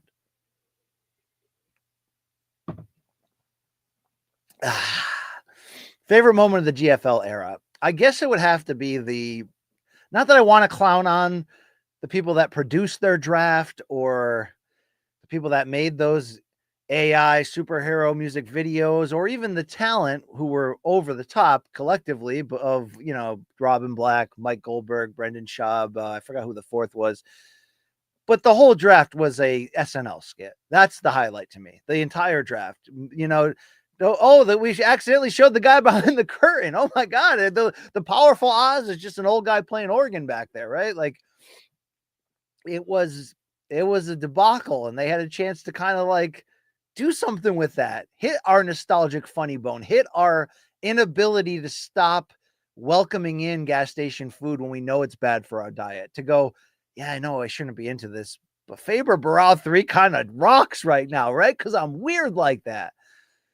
They never got it. They never got it off the ground. Not a shock, guys. Not a real shock here. But I was, as much as it didn't seem like we were cheering for them because we let them have it when they launched, with the discrepancies we had in the format and its potential to succeed, along with the fear of this being a giant money laundering scheme. I want people to succeed, especially if UFC is going to hold this level of monopolistic control and not put their best foot forward and not do these things that are automatic, like giving us Jones Aspinall and Elia Islam this calendar year. Yes, both of them. If they're not going to do that, but then they also still just sit back in their Monsopsony, throne and say, well, guess what? No one else is going to be able to do anything anyway because we have, tilted all the financial advantages in our corner. It sucks. You want somebody at least to do something. I want PFL to build momentum that they did on that first card. I know they got a fight card tomorrow night. Does it start at 11 p.m.? I think it might. That ain't good, but I want them to start hyping up the idea that Hughes Usman could fight again. And I want them to get their ish together. All right. Damn. Jensen Wink is my prawn star name, says Mr. Cunningham. Interesting talk. Interesting chat going on here. Wow. All right, let's get back into these absolutely super chats. All right, Lazy Bed, we love this guy. He may sound like a 14-year-old, but we love this American fella. All right. Lazy Bed says JBR, meaning Just Bleed Radio, need you to read a tagline before we close. Send the tagline in. Let's go. I'll read it. Okay, let's do this, Lazy Bed. Where's my invite to the show? You know what I mean? I said this invitation is gonna expire. I haven't even received it yet. Okay, here we go. Hell 17, 18 in life, baby. Hey BC, what's your advice to people starting in the sports/combat sports business? It's not easy because I'm 46. I literally started in the newspaper business, and everything about my journey here and what I've accomplished and where I am is, I definitely won't say luck, but it was non-traditional. It was not practical in any ways that it did happen, and that it happened to me based on, like a lot of us, my own missteps that set me back, or me getting in my own way. So I won't give in that regard, like, here, start a podcast, then do this, then go reach out to this person, because it's going to change in 2 years anyway. Well, you need to have an established core, in my opinion, of tenets, characteristics, beliefs, or you're never going to make it anyway. And and some of that is, by the way, an unrealistic belief in yourself, not a cockiness that overrides the need to improve or work hard, but an idea that I don't know how I'm going to get there, and the odds are certainly against me, but this is what I want to do. This is what's going to make me happy. This is what is going to give me that passion every single day when the alarm goes off and like that. Then you better believe it's possible. Why even try if you're not going to believe that you're going to get to the end of it? And then you don't have to know what the end of it looks like, because it's going to change for you anyway. You're going to get more experiences. You're going to go, oh, I thought I was going this way. I'm actually going this way. That's there. That has to be there. Your work ethic has to be there. I know what they say about these young millennials. They're entitled. They don't work. I've seen it. I guess I came from an era where where bosses, just the same as Vietnam veteran Little League coaches, were not only allowed to, but expected to undress you and swear at you and demean you to get you to work harder. This may not be the era of that, but you need to find a way to develop a work ethic that cannot be challenged. Because at the end of the day, I've seen it working 12 years at ESPN, where people came in from every big name college, having done every big name internship, having had what seems to be the silver spoon to get them to slide right in off the dinosaur into their dream job and start doing big stuff. And they can't cut it because they're not willing to separate themselves from the other by working hard, by taking on opportunities, by working for free sometimes where it makes sense to get the experience you need. And most importantly, tying into what I said earlier, believing, say, you can't go, hell, I've been at this for 4 years and I didn't get to where I wanted to be. Well, this dream is going to challenge you as to whether you truly want it. Because you're not owed a damn thing in this life. And hard work isn't enough all the time to get ahead. You got to learn how to network. You got to be a good person. You got to not burn the bridges early on, even when it feels automatic, like that would be a great idea to do that, to get my comeuppance or whatever the situation is. Don't be your own worst enemy. Don't plant landmines in the front yard of your future, right? That you could be the one that kicks them and they go off. So those are some basic core principles. Also, find people, identify people, not that you want to copy their style, but that you believe move you, that their art, their style, their whatever, their passion, you go, man, that's the direction I want to go, and study those people. All right. Heck, reach out to them, pick their brain if they're willing. But if you don't believe in yourself, then don't get out of bed tomorrow. Don't try it because it's not going to work. All right. Build some long suffering. Realize that it's a journey. It's a journey. It's a damn journey. But it's not impossible. It's not supposed to be practical. The best things that happen in your life will be 100% impractical. Understand that, embrace that. All right. There we go. HR is here. Thank you. Thank you. There's your HR speech for the day. HR is here to talk about your 9/11 videos, BC. Yeah, that's what's going on right there. Okay, thank you. I hope I hit you something there that you can use Hell 17. All right. Also, not if, when they say no. When you put all your chips and go all in, and inevitably someone will go, nope, don't see it in you. If you accept that answer as any form of real or fact or true, then just give it up now, because you ain't going to do it, because they're going to say no. They're not going to see you in that. You got to make them. All right, you got to make them. You got to hope that you get to a certain point where you're Parker Lewis and you can't lose, because there's nowhere else to go but forward. It must happen. It must work. There's no plan B. All right. This ain't the rhythm method. What am I talking about right here? Damn. Let's hear from Saul. Cool shirt, BC. Where can I get another one? Yeah, I mean, we're trying to get this merch thing launched. It's gonna happen. It's just we've been busy. We got to get our communication together. We got to put the final finishing touches. There was setbacks you couldn't imagine, but pretty soon you're going to be able to get something cool. I don't know where the rest of the old batch is. All right, there's a lot. There's some unexplained phenomenon tied to this, but one day, Saul, one day we'll see you in new merch. Thank you for your support. Yeah, we're gonna get that, Sandy, and thank you for that earlier question.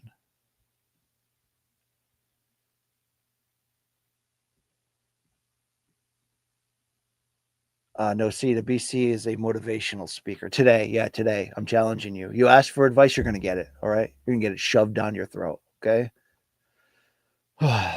LT's advice from follow Luke, Rob Thomas, never follow your dreams. Yeah, I think that's very dangerous advice. Good Lord. I mean, we talked about that already. I called Luke out for that on the air. If he wants to believe that, that's fine. But never follow your dreams is you admitting that you don't believe great things are going to happen in your life. I'm not saying recklessly follow dreams that where the odds are completely against you and you don't have the want or the passion to persevere. I'm saying if you know that, whatever, let's keep it going. Never follow your dreams. Then you're never going to get anywhere. Okay. The world's not against you. It's up to you. It's up to you. All right. There we go. Yeah. Let's hear from Danger Mouse. Love this guy from the UK. Used to be one of my favorite guys in this pool of people, right? Then we had that falling out. Will we recover? More news at 11. Oh, hey, BC, I did listen to King Crimson's 1974 classic Red. You did? Okay. Not bad. Not bad at all. Definite change from the Eminem you'll usually find me listening to. Well, Danger Mouse, thank you for taking the Nestea Plunge, the Pepsi Challenge. That piece of classic prog metal masterpiece is worth your time. Damn, it is. Okay. Damn. That guy drinks at the Lava Shack. Nose bears on you.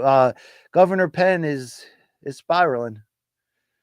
What if somebody did try? I mean, look, it's I know like the criticism is, oh, BC, because Dana put you in those videos, then everything that happens is Dana's fault. And I don't want to connect those dots in this case. That would be disingenuous. But is this why we had concerns when both BJ and Tony Ferguson were allowed to lose 8 consecutive fights in the UFC? Yes, this is why we had those concerns. Okay. Yes. Yes. Yes. All right. Wonder Boy, I'm 5 minutes behind. Thanks for the career pep talk, BC. Wise words, my dog. It could be. If you're ready to hear them. I wasn't ready to hear that most of my life. All right. I'm not here for that. You can't tell me nothing. All right. I'm going to fail on my own terms. Thank you.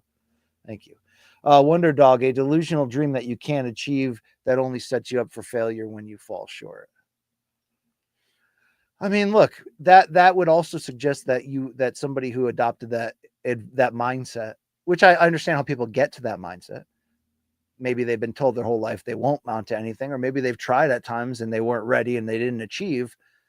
But I don't mean to John Kavanaugh you, but is a loss or is it a lesson? I mean, sometimes you got to go after what you think is your dream, and you may 100% be on the road to failure, but failing may be the catalyst in you finding out exactly where you're supposed to be. So would you rather be that dude with a gut at 54 that's like, man, I could have been a contender if I just gone to that Red Sox tryout back in 72, right? You know what I mean? Like, is that, yeah, I could have been in a number one hit band if I didn't get that chick pregnant. Okay, well, things happen in life. But to just give up now because it's you're afraid to fail, well, then okay, cool. I mean, how many times did Lincoln fail? He kept growing that beard out. I've been failing on this beard forever, all right? Like 4 different colors. I look like 5 years ago Luke Thomas right now. Damn. All right, Mr. Cunningham. BC puts the CT in CTE. I've done that before. Shout out to the factory town working class. Yeah, it's not for everybody, but the only way to get out of those type of towns is by looking in that mirror, Michael Jackson style, all right? Asking that man to change his ways, all right?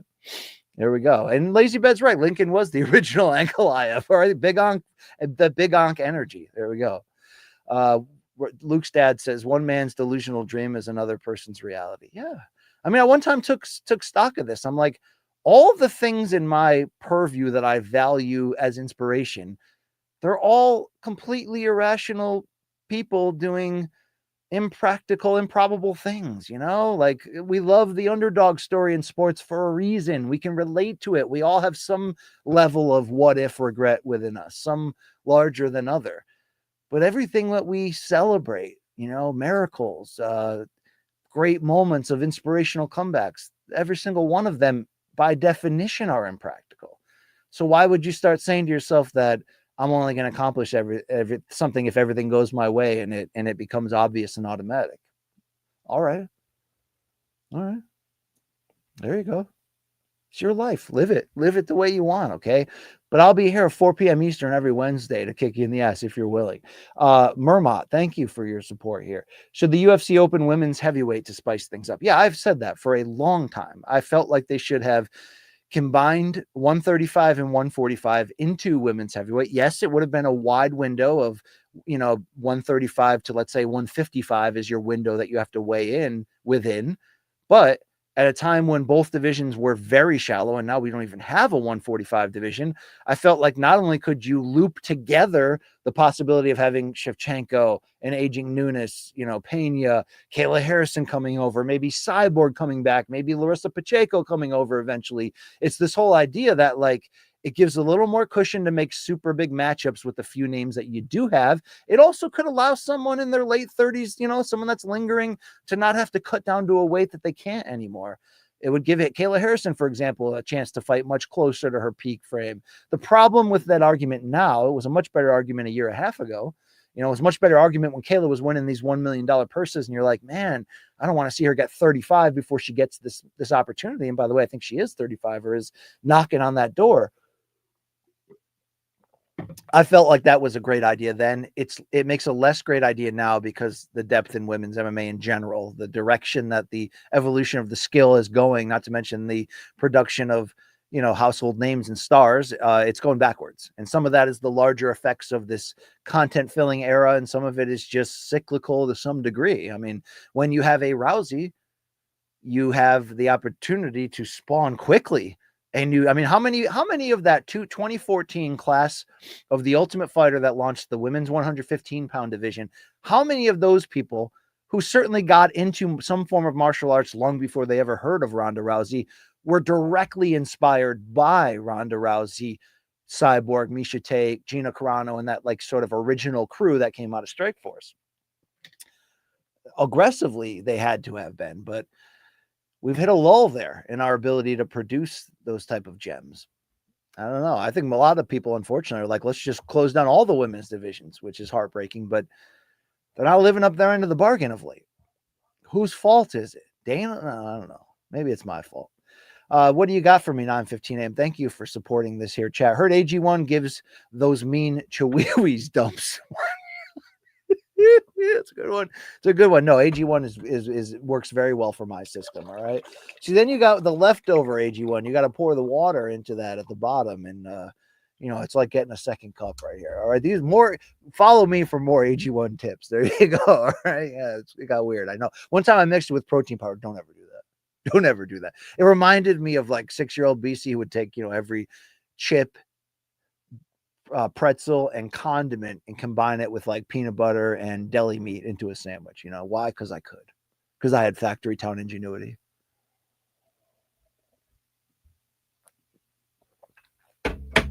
Yeah. AK. Thank you. AK-47 is here. Yeah. Karolinko. Hey, BC, love your Roddy Piper cadence to your speech when you say, okay, here we go. Come on, etc.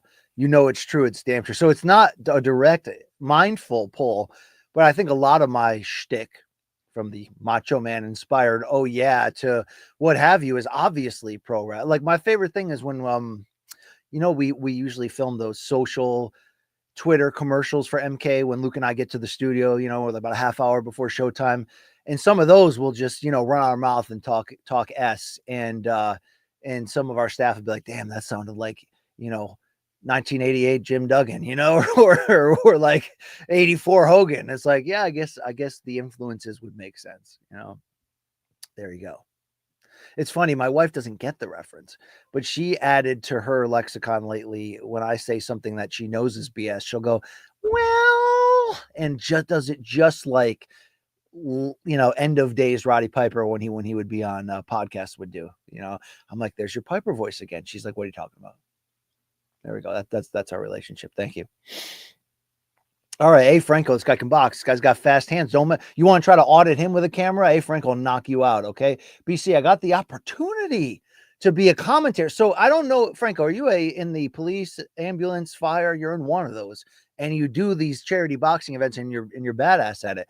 You got an opportunity to be a commentator on Battle of the Badges this year, as I got injured on the job and unable to compete. Any advice? Hell yeah, dude. A, have fun.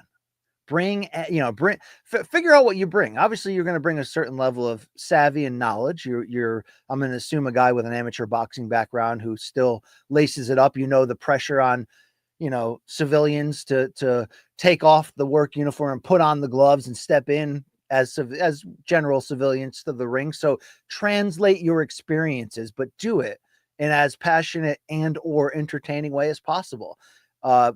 Project your voice at least 1.5 times above the volume and passion level you think you should. I say that because a lot of people think they're bringing it, but then they're talking monotone. Do you remember the first time that Chris Berman had the opportunity when Monday Night Football expanded to like they did like a double header on Monday night, and he went from like the recap fun guy to like call and play by play, and he was awful that first game. I don't think he realized you gotta amp that ish up. So yeah, have fun with it, get after it, be the expert.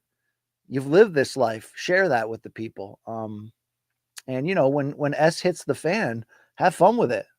You got to go 0 to 60 on the big call. You got to give the people what they want. Okay. From Brody, the firefighters usually give police that work on those type of events. Is that the history and tradition? My dad was a fireman. I've been to many a fireman versus police softball game or flag football game. Not boxing though. That's this. Nothing but truck driver and plumber poker player jobs out there for. Oh, I stumbled into somebody's conversation. Franco says, I am a police officer for the city of Tulare. Is that how I say it? Tulare, California, the same town Richard Torres is from. Thank you for the take. Hell yeah, man. I didn't mean to drop a doogie on your hometown hero. He seems like a good guy, but yeah, whether he's fighting the cannoli man, Guido Vianelli, or not, he's got to, we got to streamline some of that, but love the aggression and the pressure that guy puts on. I just think someone's going to walk him down with one of those uppercuts. Imagine one of those George Foreman walking uppercuts. Wonder Dog giving me a Mrs. Thomas pronunciation here. Tulare.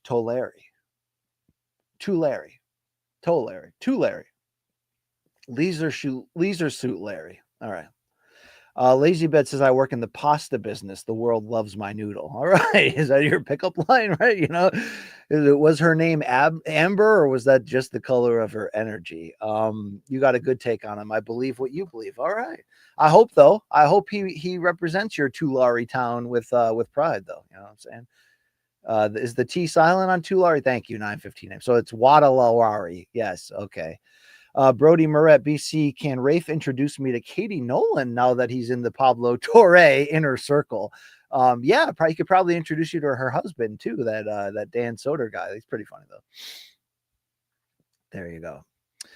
This is a man named Bilal Asan. Thank you, brother, for checking in. BC, I'm proud of you and everything you have achieved. Thank you so much. Thank you, man. I didn't get here without failing a whole lot. I'll tell you that much. Okay. Without doubting myself a whole lot, but, you got to make those adjustments. Let me let Zoe the cat out. All right. Talk amongst yourselves for a second here. Maybe check out Rafe, but do not ask what is on that stick. A message to Brian Campbell. Do not ask me what is on the USB stick. Thank you, Rafe. Thank you for that. Appreciate that. Yeah. All right. Brian Campbell does not know. Brian Campbell loves him some AG1. All right. I'm not only the AG1 fan club president, I'm also a client. Okay. Yeah.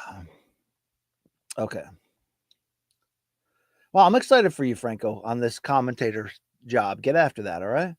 Get after that, bro. You can do this. You're going to be awesome at it.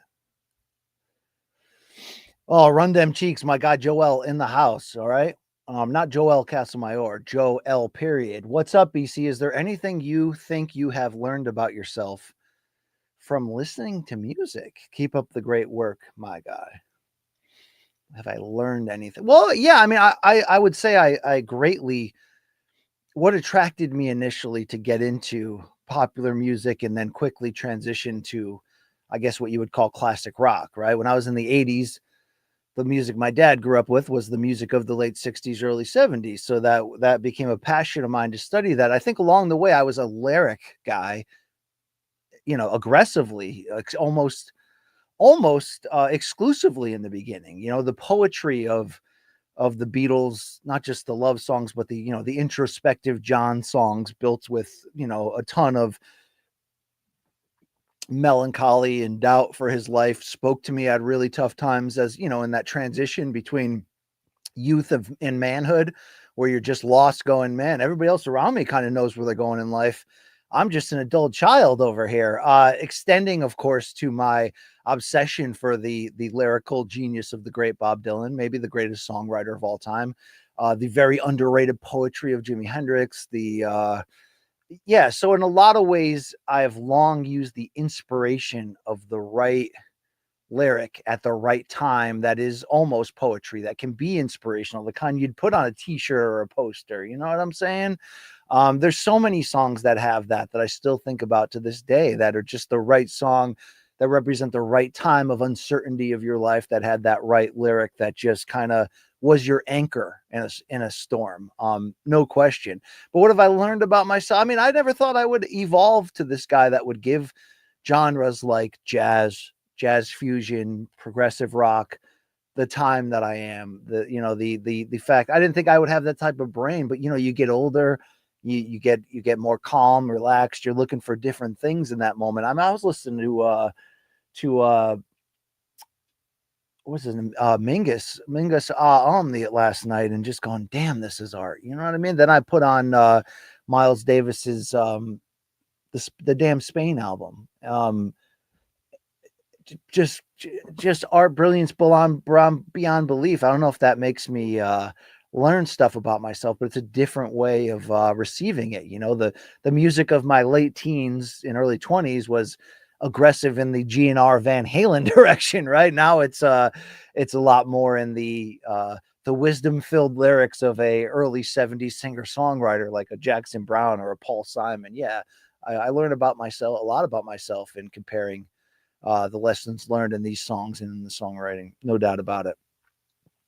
Remix. He knows what gets me. Okay. Thank you, Remix. Hey, BC, were you a Kid? Yeah, Jason Kidd. Yeah, hell yeah. I was too young to experience the Nets run, even though I'm from Jersey. Crispest passes in the league. I was so happy that Dirk and Kidd beat Miami in 2011. Yeah, old J Kidd was still an integral part of that surprise championship team in 2011. Surprised because, Dirk was old too. Peak Dirk was making it to the 06 finals and giving Shaq and D Wade the challenge that they did, in that very controversially officiated 6-game series. That seemed to be the window, right? What did Dirk do after 06? Came back the next year, won the damn MVP, and then threw it all away in the first round upset to Steven Jackson, Baron Davis, and the We Believe Warriors team. One of the greatest sort of upset moments in series turns in modern NBA playoff history. It looked like, I'm going to belch throughout this. It's just where I'm at right now today. I'm sorry about that. But by the time 2011 came around, it's like, I didn't think Dirk had another run in him. I didn't think Kidd was going to be the starting point guard in such a key series, right? The Bosh Wade and LeBron experiment. Remember, they did 4 years in Miami. They made the finals all 4 years and they won 2 championships. Like, that is like they achieved what they set out to do. Maybe it wasn't the not 1, not 2 that LeBron said, but that team was instantly, overnight, the superpower of the league. And I think that was the stretch where I was a front page editor of ESPN.com. So they were our lead story almost every night. I remember ESPN created it. In fact, I think that was, a big career turn move for Brian Windhorst, who of course had famously covered LeBron in high school and then moved to Miami and became the Heat beat writer for them at that time. They created a Heat Index on the ESPN.com page, which was a daily multi-updated blog that just focused on the Heat's minute to minute. That team could have won 4 straight championships, right? Remember how they lost? Well, they kind of pulled the one they did get against the Spurs out of their ass when Ray Allen hit that huge 3 in the corner, but it felt like all 4 of those series, they were the better team and could have and should have won it. So Kidd getting that capstone to his career was great, because what are we looking at? We're looking at one of the greatest point guards of all time. A unique guy in the sense that he's 6'5", and for at least the first half of his career, if not for most of his career, was not known as, maybe with the exception of the first 2 years in New Jersey where, he's an MVP candidate both years. And did he get screwed the second year? Yeah, he did. Can we talk about this out loud? He did in 03. All right. I know Duncan won back-to-back years, but year 2 of the Nets version of Kidd, in which he did lead the Nets to a second straight unlikely NBA Finals appearance, in, yes, one of the weakest eras of Eastern Conference history. But what Kidd did in year 2, when they lost Van Horn and Richard Jefferson wasn't fully ready to be that second, scoring option. Yes, they had Kenyon Martin who would get an all-star nod the following year. But particularly that year where he turned it up and raised his scoring up to about 18 a game while still being among the greatest rebounding point guards I've ever seen. I know Westbrook would go on to record triple doubles, and Harden would tease that, but it's in an era of stat proliferation. The lane's wide open, things have changed. But that version of him to be that good of a rebounder in the late 90s and early 2000s, be arguably the best passer of the league, be a tough defender, be durable, be a lot of things. I mean, his career wasn't without setbacks. I remember particularly being at All-Star Weekend in 2001 in Washington, not long after he got arrested for a domestic violence issue, and he was called a wife beater by half the crowd. I remember those eras too, just like the very questionable choice he made, what was it, in the 2000 playoffs, to dye his hair blonde when he was leading a somewhat ragtag-ish Suns team, because the Penny Hardaway signing did not turn into the rebirth that they had hoped. He kind of, made them a playoff contender. Of course, they would get blown up by that version of the Shaq and Kobe Lakers. But Kidd had 3 eras, right? He had the really fun early Dallas slash first couple of years with the Suns era, where he was the fun point guard who showed all the promise that he did as that super freshman in 93 when he led Cal deep into the tournament, upsetting 2-time defending champion Duke, who no longer had Christian Laettner, but still had Bobby Hurley, still had Grant Hill, and Kidd, who also had future NBA player Lamont Murray of the Clippers as a Cal teammate. I mean, the maturity that he showed at that age, the leadership, the poise was it was a big part of his adjustment right away to becoming co-rookie of the year with Grant Hill, having those 2 scorers, Jimmy Jackson and Jamal Mashburn, next to him, even though, like a lot of young trios, that trio would dissolve quickly. Do we blame Tony Braxton for that? Possibly. There was a lot of jealousy of who's zooming who in that locker room, but that first era of Kidd is so fun, so inventive, so cool. But who he became with the Nets is one of the greatest players that I've ever watched in my NBA time. He was able to take on the scoring load in key moments, hit so many key threes in playoffs, daggers, huge go-ahead shots, and was such the evolution of the passer he became at the end of his prime, when New Jersey had traded for Vince Carter and he had Carter and Kenyon Martin on the wings, Richard Jefferson, and he's throwing lobs off the backboard. I mean, that guy's super fun too. But he was one of the guys I really enjoyed watching linger late in his career too, when he had that run with the Knicks too. Even, he's not the same guy. He's not fast. He's not whatever, but he's got guile. And he was a fun post-up guard. Post-up point guards, or at least point guards under the traditional sense, right? Maybe before the Steph Curry era where the lead guard, the Dame Lillards, became, overarching superstars. But he had a fun post-up game for a point guard back when that was a unique added weapon to what you can bring to a late 90s, early 2000s team. A true first ballot Hall of Famer, a seemingly a great basketball mind, transitioned to some success, of course, with NBA coaching. But was I a fan of him? Yeah, I had the home and road replica jersey, still have it, from the Mavericks in that initial run where he was on NBA Jam and, doing a lot of great things. The J Kidd experience was a great one. And that guy lingered and had, like I said, 3 legitimate eras to his run. All right. AW here. BC, where are we going on vacation?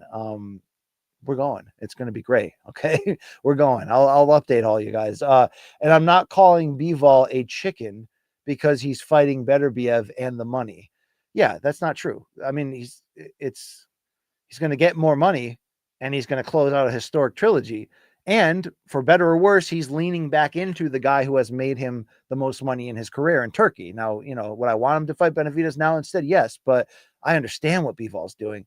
And sparring stories mean nothing. And did we see the way? We did not see the way yet. It's number 1 on my list. I will see that and get back to you. I don't think it means nothing when Benavidez has been so confidently talking like, yeah, we sparred and I dropped him with a jab, and wasn't talking junk. He almost would reluctantly release that info. Now, that doesn't mean he's going to win the fight. It doesn't mean he owns Bivol. Bivol's one of the best in the world. Bivol is in the conversation, in my opinion, for pound best in the world at this moment. even though I don't have him at number 1. He's in my top 5. He's proven this to us. That performance in the rematch with Beterbiev was insanely great. So was the first performance. I thought he won both fights, to be fair. Imagine if he gets 3 wins over an unbeaten Artur Beterbiev who came in. Now, they won't be 3 official wins, but I told you I thought he won the first one. I thought he won the second one. Could have gone either way, yes. But imagine if he does the third, ends up with 2 out of 3 wins against a prime, pound-for-pound ranked, unbeaten Beterbiev who had knocked out every single opponent he faced before Bivol. You mix that with the Canelo win, the fact that he handed 44-0 Gilberto Zurdo Ramirez his first defeat and did it one-sidedly, and the fact that he has held some form of a light heavyweight title for what feels like almost a decade now. We're talking about one of the greatest fighters in that division's history. I mean, Cliff Rold had come out and said he might be the second greatest light heavyweight of all time after Michael Spinks. He's closing in on that on the run he's on. So I don't think that means that Bivol shouldn't be favored against Benavidez. I might even end up picking Bivol. I'm just saying it ain't nothing that they sparred when Benavidez was much younger, and that Benavidez, as the stories continue to come out with everyone he sparred, had done some things, had given that man the business of it. Let's go. Let's go. Thank you for the support, Alan W. I mean, we can't do this show without Alan W. Will he come on, though? Even with a covered face and an alternate identity. That's one of the great questions out there. Octopus with no friends. Did you know that male snakes have 2 Johnsons? Dude love Cactus Jack. I did not know that, but are they like worms where if you cut them in half, they'll just regrow a new half? That was always gross as a kid. Remember when you were like a kid that would like the 4-year-old range where you'd like be digging through dirt with your bare hands and picking up weird things and then like playing with them and cutting them in half? Like, what are we doing? Yeah, we didn't have good cable TV back then. That's probably the answer. We didn't have the type of video games that would have kept us inside back then, for better or for worse. All right. Yeah. Wow. Look, come at me. Okay. The front door's open. Come up to the porch and knock. Let's go. Let's have a debate, Dio. Imagine if they robbed a 40-year-old Beterbiev again. Wouldn't that make Bivol special? Says BC. I mean, if you thought Beterbiev won both, that's cool. Great fights. Great fighters. I'm not standing on that ledge and being like it's impossible. What was I one of the rare people who were brave enough to say that I thought Austin Trout beat Canelo, and I still do. Yeah. You're looking at that guy. All right. That could be a deal breaker in our friendship. It's possible. Wonder Dog, what's the best NBA team that never won a title? Thank you for saying that. Thank you for saying that, because that is my knee-jerk go-to. They did get a little screwed by the refs in Game 7. They kind of got a little screwed at the end of Game 4 too. If we're being, I mean, look, that's my favorite playoff series of all time. The 2000 Western Conference Finals, the Lakers, the first Phil Jackson year with Kobe, Shaq, Glenn Rice, and they overcame the Blazers in 7 games. And that's a Blazers team with year 1 Scottie Pippen, who's the glue on that team, a just about to be an all-star Rasheed Wallace, a Sabonis who was the best NBA version of himself at the time, one of the rare big men of that era who could give Shaq a physical obstacle in the lane defensively, and on top of that, the best bench in the entire league, a bench that could have made the playoffs in the Eastern Conference, and I mean that. It's hard because that team fell apart so quickly. They lost in the following year in the playoffs to the Lakers with a whimper. Their chemistry, their locker room fell apart. Rick Adelman, known as a, or was that a Mike? Yeah, that was a Mike Dunleavy team. Sorry. I'm always ripping on Rick Adelman was coaching the Kings during that stretch. Adelman was like a coach. Remember, he coached the Blazers to the finals in 90 and 92, and they should have made the finals in 91. They got upset by Magic and the Lakers, and they kind of lost the ball in a key moment in Game 7 with the game on the line. Rick Adelman teams were always a little too loose on the edges, always a little too lacking that key. And maybe that's why they traded Jason Williams for Mike Bibby on those late 90s Kings team. There was obviously some of that with Mike Dunleavy Sr. coaching this Blazers team, because in 99, granted that wasn't the full team they were in 2000, but in 99 they made the Western Conference Finals. In fact, the Spurs needed that incredible 3 from Sean Elliott in the Alamo Dome with his toes on the line. In what was that? The end Game 4, the Ninja hitting that killer 3. They needed that to get by that Blazers team. But that Blazers team in 99, even though they were still trotting out Isaiah Rodder and, a few others, they hadn't done the trades that opened up what became that 2000 team, bringing in Steve Smith at shooting guard, etc. It was a preview of what they could be. 2000 was the full bloom of what they were. Damon Stoudemire and Steve Smith in the backcourt. I said Pippen, Wallace, Sabonis up front. That incredible bench. They talked Detlef Schrempf into not retiring. Bonzi Wells. They had such a perfect bench. And then they became the Jailblazers in 2002, and it all fell apart completely.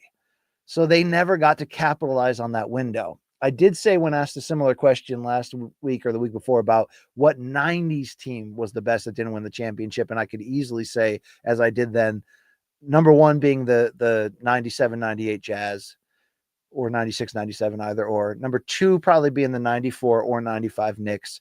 And then I think you have to float out there that 92 Blazers team just on pure talent and the fact that Drexler had elevated to MVP level that year. In fact, that's he was getting so close to Jordan in terms of being like considered for that MVP that's part of why Jordan stepped on his throat in the finals and really wanted to, prove that message. And you saw that in game one, that game for Jordan, the 6 threes in the first half game, damn, right?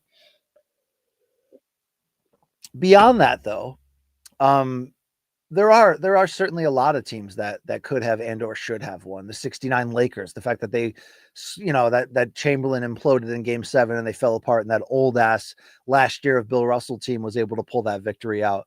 That's always a huge what if, without question. I'm glad Bill Walton got that one ring in 77 with the Blazers. He would win the MVP in 78 as they were on their way to looking like they were going to go back to back. And then, of course, that was only the continuation of the devastating series that kept him out. That 87 Celtics team, it's hard to put them in this group because they won it in 86. But that 87 team, which was playing on fumes, Casey Jones playing those Celtics starters because they had such a crappy bench at that point, way too many minutes. And as I mentioned, McHale playing on that broken foot and forever shortening his career for that shot at that back-to-back to win. There was 3 Larry versus Magic series. That was the third one. That was the rubber match. And that's a great Celtics team that came just short.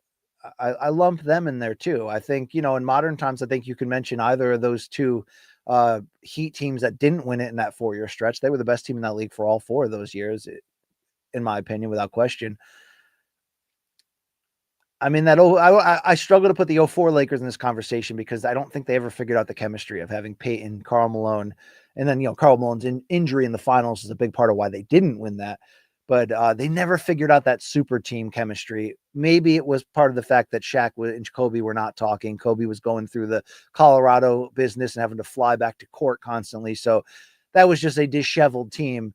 Also, it's not a great locker room moment, for chemistry when Karl Malone is accused of saying inappropriate things to Kobe's wife and hitting on her. So there was a lot of issue there. It turned out to be a perfect storm for that Pistons team to, in my opinion, completely overachieve. And not only win that championship, but make it back to the finals the following year, losing in 7 games to the Spurs. So it's always a great debate. There's always teams that just feel like champions. The 94 Sonics I mentioned, they feel like they're on their way to a championship, and it doesn't happen. The 93 Suns too. When Kevin Johnson is healthy and you have a motivated Charles Barkley and you have the depth that they had, damn, Ainge and Chambers coming off the bench. It's a great squad too. But if you bring up the 2000 Trailblazers, I'm going to talk about it for a half hour. So, you're going to have to file that under things you either want or don't want moving forward. Kayla is drained making weight. She should be. Yeah, Kayla will be drained. I mean, I like that Kayla's at least being really honest about this. I saw her Ariel Helwani interview where Ariel brought up the questions of that Megan Anderson and others had said that this is not going to be a good idea for her hormones to keep cutting like this. I remember when Joanna was saying around 2011 when she was on top that she one day wanted to have kids and this weight cut was just potentially doing her long-term harm. I guess in Joanna's favor, she figured out after the disastrous cut ahead of the first Rose fight, which led to the first round stoppage, she figured out how to change that.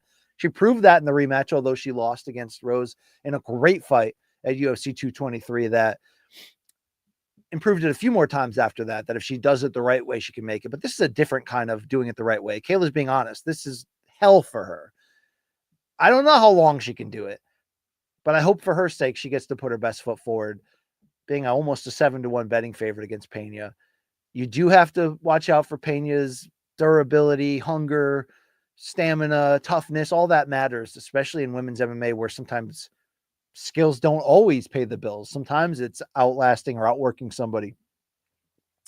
But I hope Kayla gets her moment. I hope she can make it enough to win that championship. She deserves it. I think she's one of the great ones. I don't think she's as great as she used to say she was, where I always respected that she's going for greatness, that she would call herself, the greatest ever and on the road to proving that. I hope she gets an Amanda Nunes fight where she could take a closer step in proving that. But I still think her striking is not on par with the physicality and what she can do on the ground. And that physicality and what she can do on the ground is challenged by this weight cut.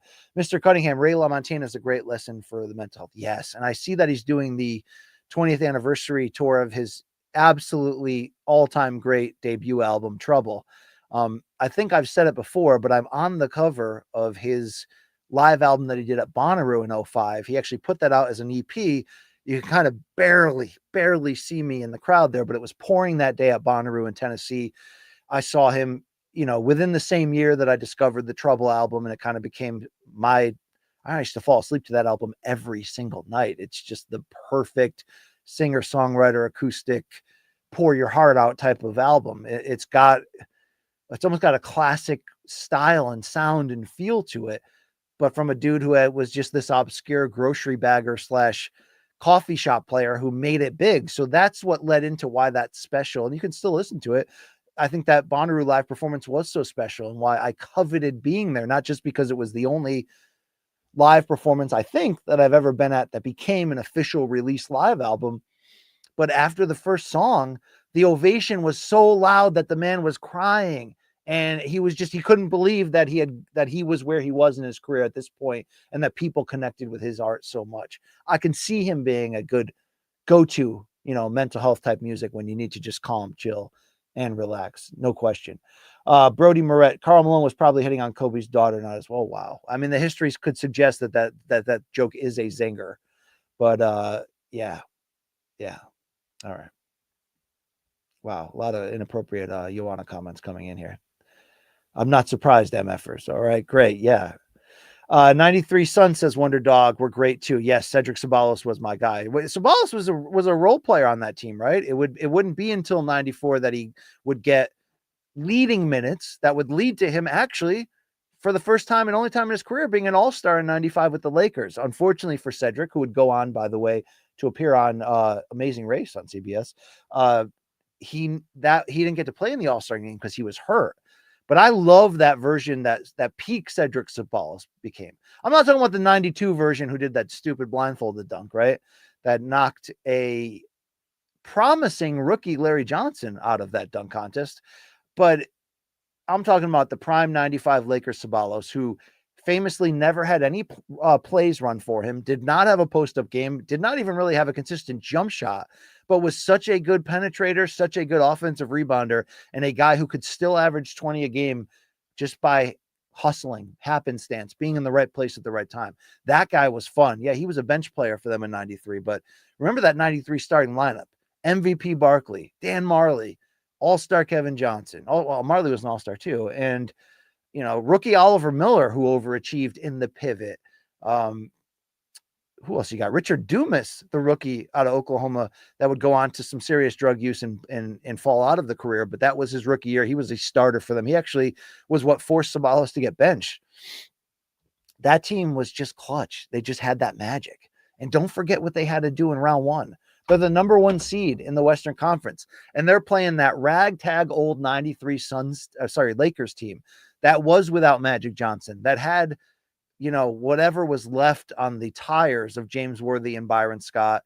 You had the newcomers of Divac and Eldon Campbell and company kind of showing promise for the future. But that team was so lost in transition that their best player was veteran Sedale Threatt, if you remember, and he had a great series. He had a run where he was just dropping 20 a night.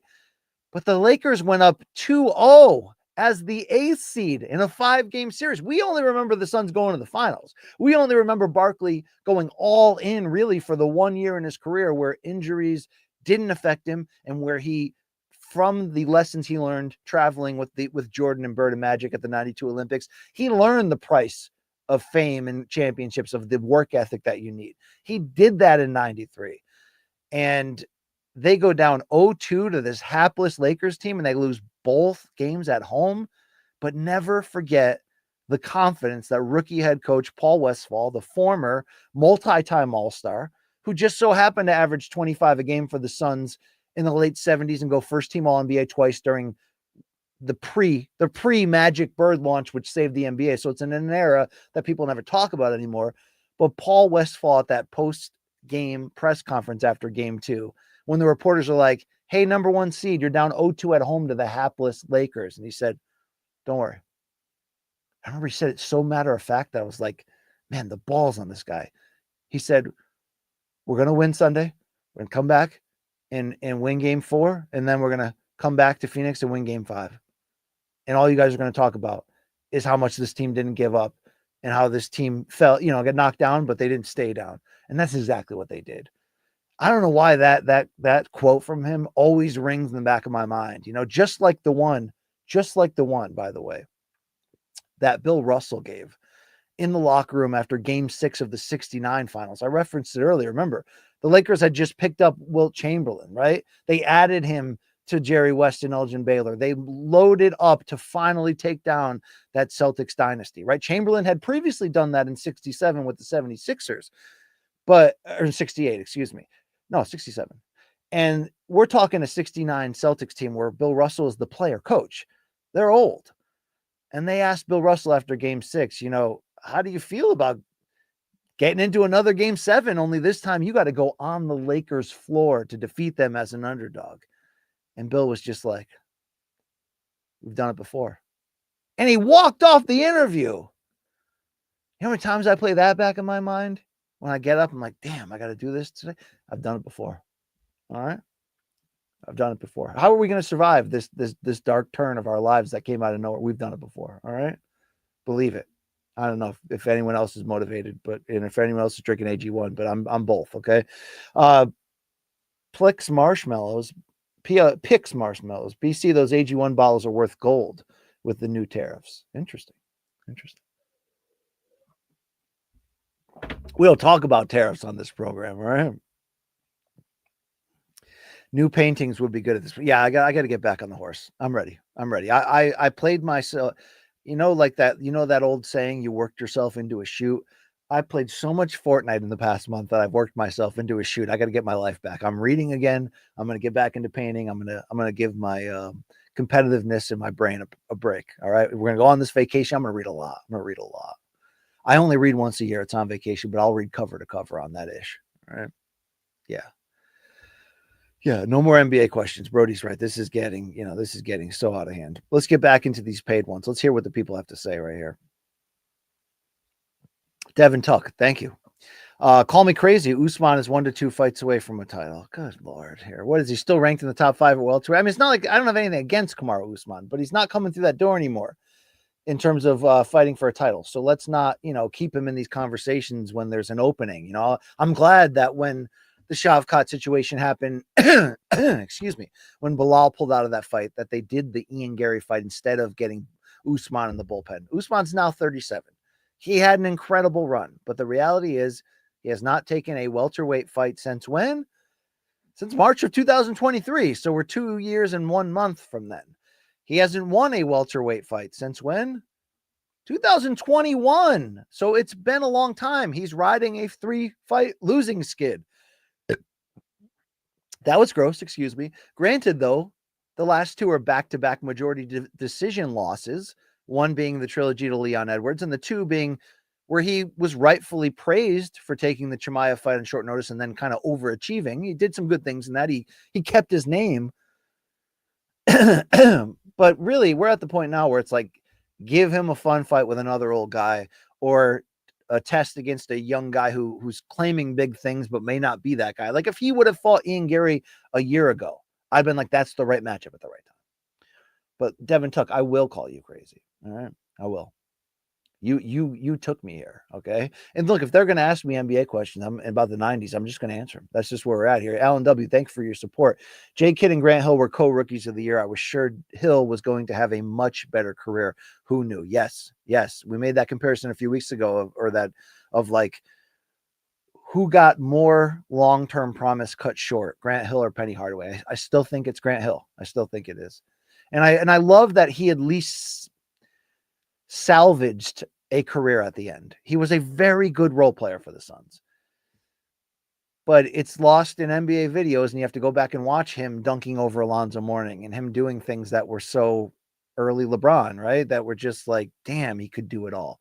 He would have been insane from the year 2001 to 2007 in his prime. Yes. Imagine what that Orlando team with him and T-Mac could have been.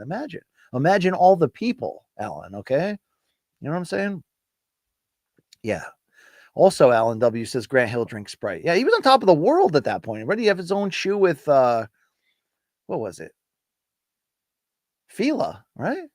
He had that Fila deal for a lot of money. Some people think that was what led him to the injury, but he had the Sprite sponsorship. I mean, you could just go around saying Grant Hill drinks Sprite. People know exactly what you're talking about. It was a catchphrase. All right. More from Alan W. Thank you, Alan, for your generous support of this podcast. When I hear someone complain about not having the time to chase their dreams, I point to a photo of Dr. Johnny Kim. He was a Navy SEAL, a medical doctor, a naval aviator, a NASA astronaut, and father of 3. Get the F up and go get it, Lazy B. Wow, Alan W. bringing the aggressive, heavy-handed motivation of get your shit together and get after it. You have no excuse. But that is the reason why you need to get to a point. I don't mean to be you got to find your why, but you do. You have to get to the point where your desperation or guilt or longing is stronger than your natural laziness or procrastination or want or need to seek short-term comfort over long-term gain. That's the equation. That's the battle. And it's hard. And when, that's why we get in shape for a year and then we fall. I think it's understandable. But eventually you're going to hit that wall of either watching others around you succeed or taking stock of where you actually are at in comparison to the opportunities in life you were given. And it's not going to be enough. And I don't mean it as a vain financial thing, but sometimes the motivation you need is stepping up to the next level and be like, oh crap, I got to afford an engagement ring now. Or I've got to, afford a place to live that is safe for my kids. That's good motivation right there. You got to find what that motivation is. Or just work a shitty job long enough and you go, man, there is more than this, right? I felt like there's more than this. It is, but it's one thing to reach out for where you feel you kind of belong. It's another thing to reach past that and say, how far can I go? That's where I feel like I'm at right now. I'm obsessed with finding out how far I can take this thing with the opportunity that's been given me. Let's see. Let's go. Let's get there. All right. Can I continue to get out of my own way long enough to unleash the greatness that I don't, say is only in me, or say, say it too conceitedly that it's in all of us. It's in all of us. All right. There you go. I'm the equalizer of society, says B or 8 Kai. I'm the real equalizer. Yeah, the real equalizer is normality. Well, fear of failure, I think, is the ultimate stumbling block. There you go. A shitty job can do it. Okay. So is like, oh crap, I met the girl of my life, but my bank account's going nowhere. That could do it too. That could also do it. We've all been there. All right. We've all been there. Lazy, but all right, BC, you already read it, but you didn't realize you did. You ready for the tagline? This time with passion? Yeah, Lazy. Where are we at here, bro? Did I miss it already? A lot of questions coming through here. Let me look back real quick.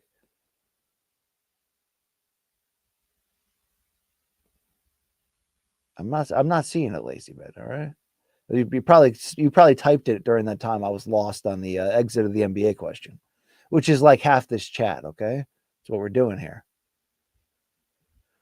All right. Toon Joe supporting this here pod. Thank you. BC, have you heard much of MKG?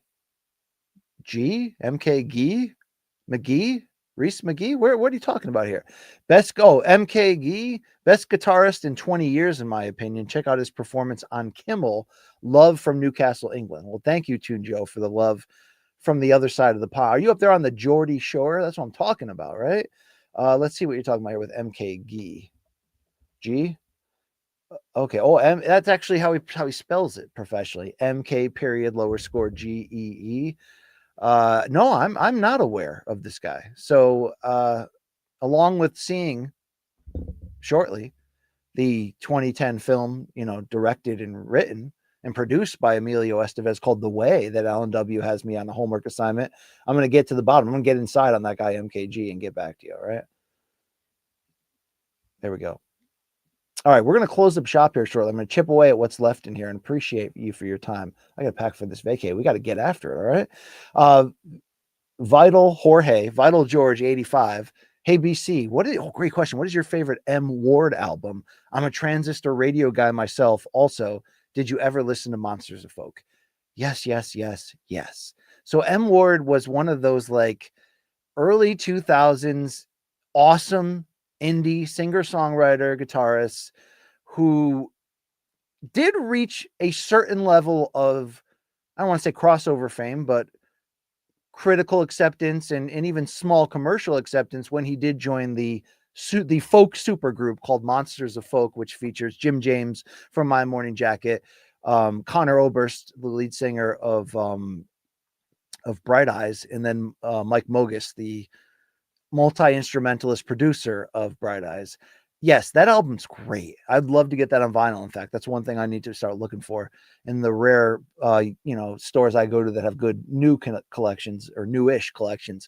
That record is fantastic. And it's not a 5-star record, but I think they tried. I think they tried there, maybe, maybe a traveling Wilburys of the modern era in a sense, but M Ward is not overwhelming, but his catalog is smart, thoughtful, at least his prime catalog when I was following him. I've seen him before. I saw him at the Star Bar in Philadelphia one time. Norfolk and Western opened for him. That was a pretty damn good show. Looking quickly at his discography here. You mentioned your love for 2005's Transistor Radio, which I had bought and brand new on CD. Love that one. I'm definitely more of his first two record, particularly the second one, 2003's The Transfiguration of Vincent.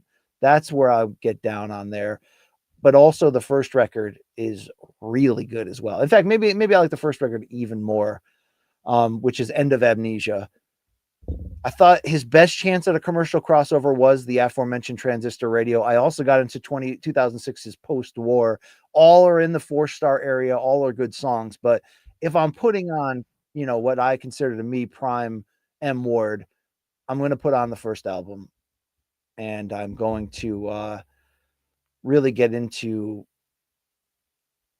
let's say, the first two albums. I mean, it's unique because what M Ward tried to do was bring back the analog sound to the modern digital era. He liked to record using old instruments and old recording devices. He likes the crackle, the pop, the natural sounds that come with that. And I think that mixed well with his downtrodden singing style, his eclecticness and his personality and the way that he wrote lyrics. So yeah, there we go. There it is. Boom, there it is. Signature sounds: AC Green, Elliott Perry, Wesley Person, Wayman Tisdale, Sons. Yeah, those are good. I mean, like there were a certain couple different iterations of that same Charles Barkley Sons era. Injuries were always going to be a problem in them getting over the hump because Kevin Johnson was always injured. Barkley, who was healthy in 93 when they went to the finals, was never really healthy again, 94, 95, 96, in and out of the lineup. I like the way they evolved, brought in certain people. Remember, they lost Dan Marley after the 95 season. They had kind of the falling out there, and Marley would have the one forgettable year in Cleveland and then go on to be a key part of that Suns playoff push in the late 90s with Mourning and a refurbished Tim Hardaway, who was, if you remember, first team All-NBA in 97 and an MVP candidate, which was good for him after a real injury plagued end to his own run with the Warriors. Damn, if they could have kept Run TMC together on that, 91 Warriors team with Prime Mullen, Mitch Richmond, and Tim Hardaway, it would have been something. That was a regrettable Billy Owens trade in hindsight.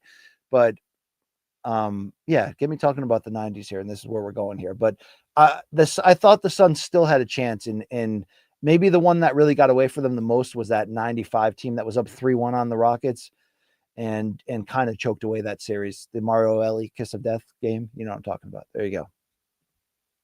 All right, final couple questions here. Thank you for your support in this here chat. Alan W. Paul Spadafora beats Prime Floyd, right? I mean, sparring, am I right? I mean, that's one of the go-to great sparring stories, and we've talked about it a lot, where young but still pound for pound ranked Mayweather was not in camp for a fight, sparred Spadafora, who was peaking before his title fight, and you check the video. Paul Spadafora got the best of him. He gave Floyd that L, if there is an L you can take in sparring. But I wish they would have finally consummated that fight. Obviously, Spadafora's career fell apart in major drug and crime related ways. They almost, when Spadafora was still undefeated and made that comeback around 08, 09, they almost got him cleaned up enough to be the Floyd opponent and have that backstory. But I mean, that's the magic of boxing, you know, fire pit, crack a beer discussions. Because at his very best, Paul Spadafora is very, very good. Very good. Very good boxer. But sparring is sparring. Yeah, I get what you're trying to say. I understand what you're trying to say, LNW. All right. And then you hit me up with that earlier. Thank you, guys. This was a quickish one today, but I appreciate you guys. Okay. The vacation's here. It's time. I'm going to refresh. I hope you do the same. I'll be off next week, but I will be back the following week, Wednesday, 4 p.m. Eastern. Campbell's Rambles. That's what we do here. We take your questions. We talk in circles about the same 5 or 6-ish topics, but whatever you want to talk about, say it. Anybody else got anything to say? I see some stuff coming in. Thank you, Shadow 2 Bravo. Which team that lost to Jordan's Bulls was the best? That's a beautiful question. As much as I want to say the 93 Knicks, because remember they were up 2-0 on that Bulls team, I got to tell you that it is actually the 98 Pacers. That's the best. That's the best. I mean, you could say, BC, how do you say that when you just identified the 92 Blazers as one of the best teams that didn't win the championship in the 90s? That's also true, but the 98 Pacers gave them the best fight, maybe outside of the 93 Knicks. I mean, that Utah team pushed them too, but Pat Riley and the Knicks should have won a championship, and Jordan gave them a 2-year window to do it. They couldn't do it. They came close. They couldn't do it, though. They should have won a championship. All right. 8K can get me a discount at that Thai place. I don't know what you're talking about, but thank you so much. All right, that's it. That's it for the week. Okay. Love you guys. Take care of yourself. Guys, enjoy UFC 314 this Saturday. It's going to be awesome. You already knew that. Check out the pregame preview with Jed, LT, your boy BC. Check it out now at Morning Combat. No show on Friday. Luke and Chuck back Monday morning at Meadowlark to break it down. Do not miss that. I'm going to refresh, maybe catch a tan, unplug, have a good time. We'll talk about it. We'll get into it. Thank you to everybody. Thank you to Mikey. We're out of here. Thank you. Maybe you should probably watch the best intro in all of podcasting one more time, maybe.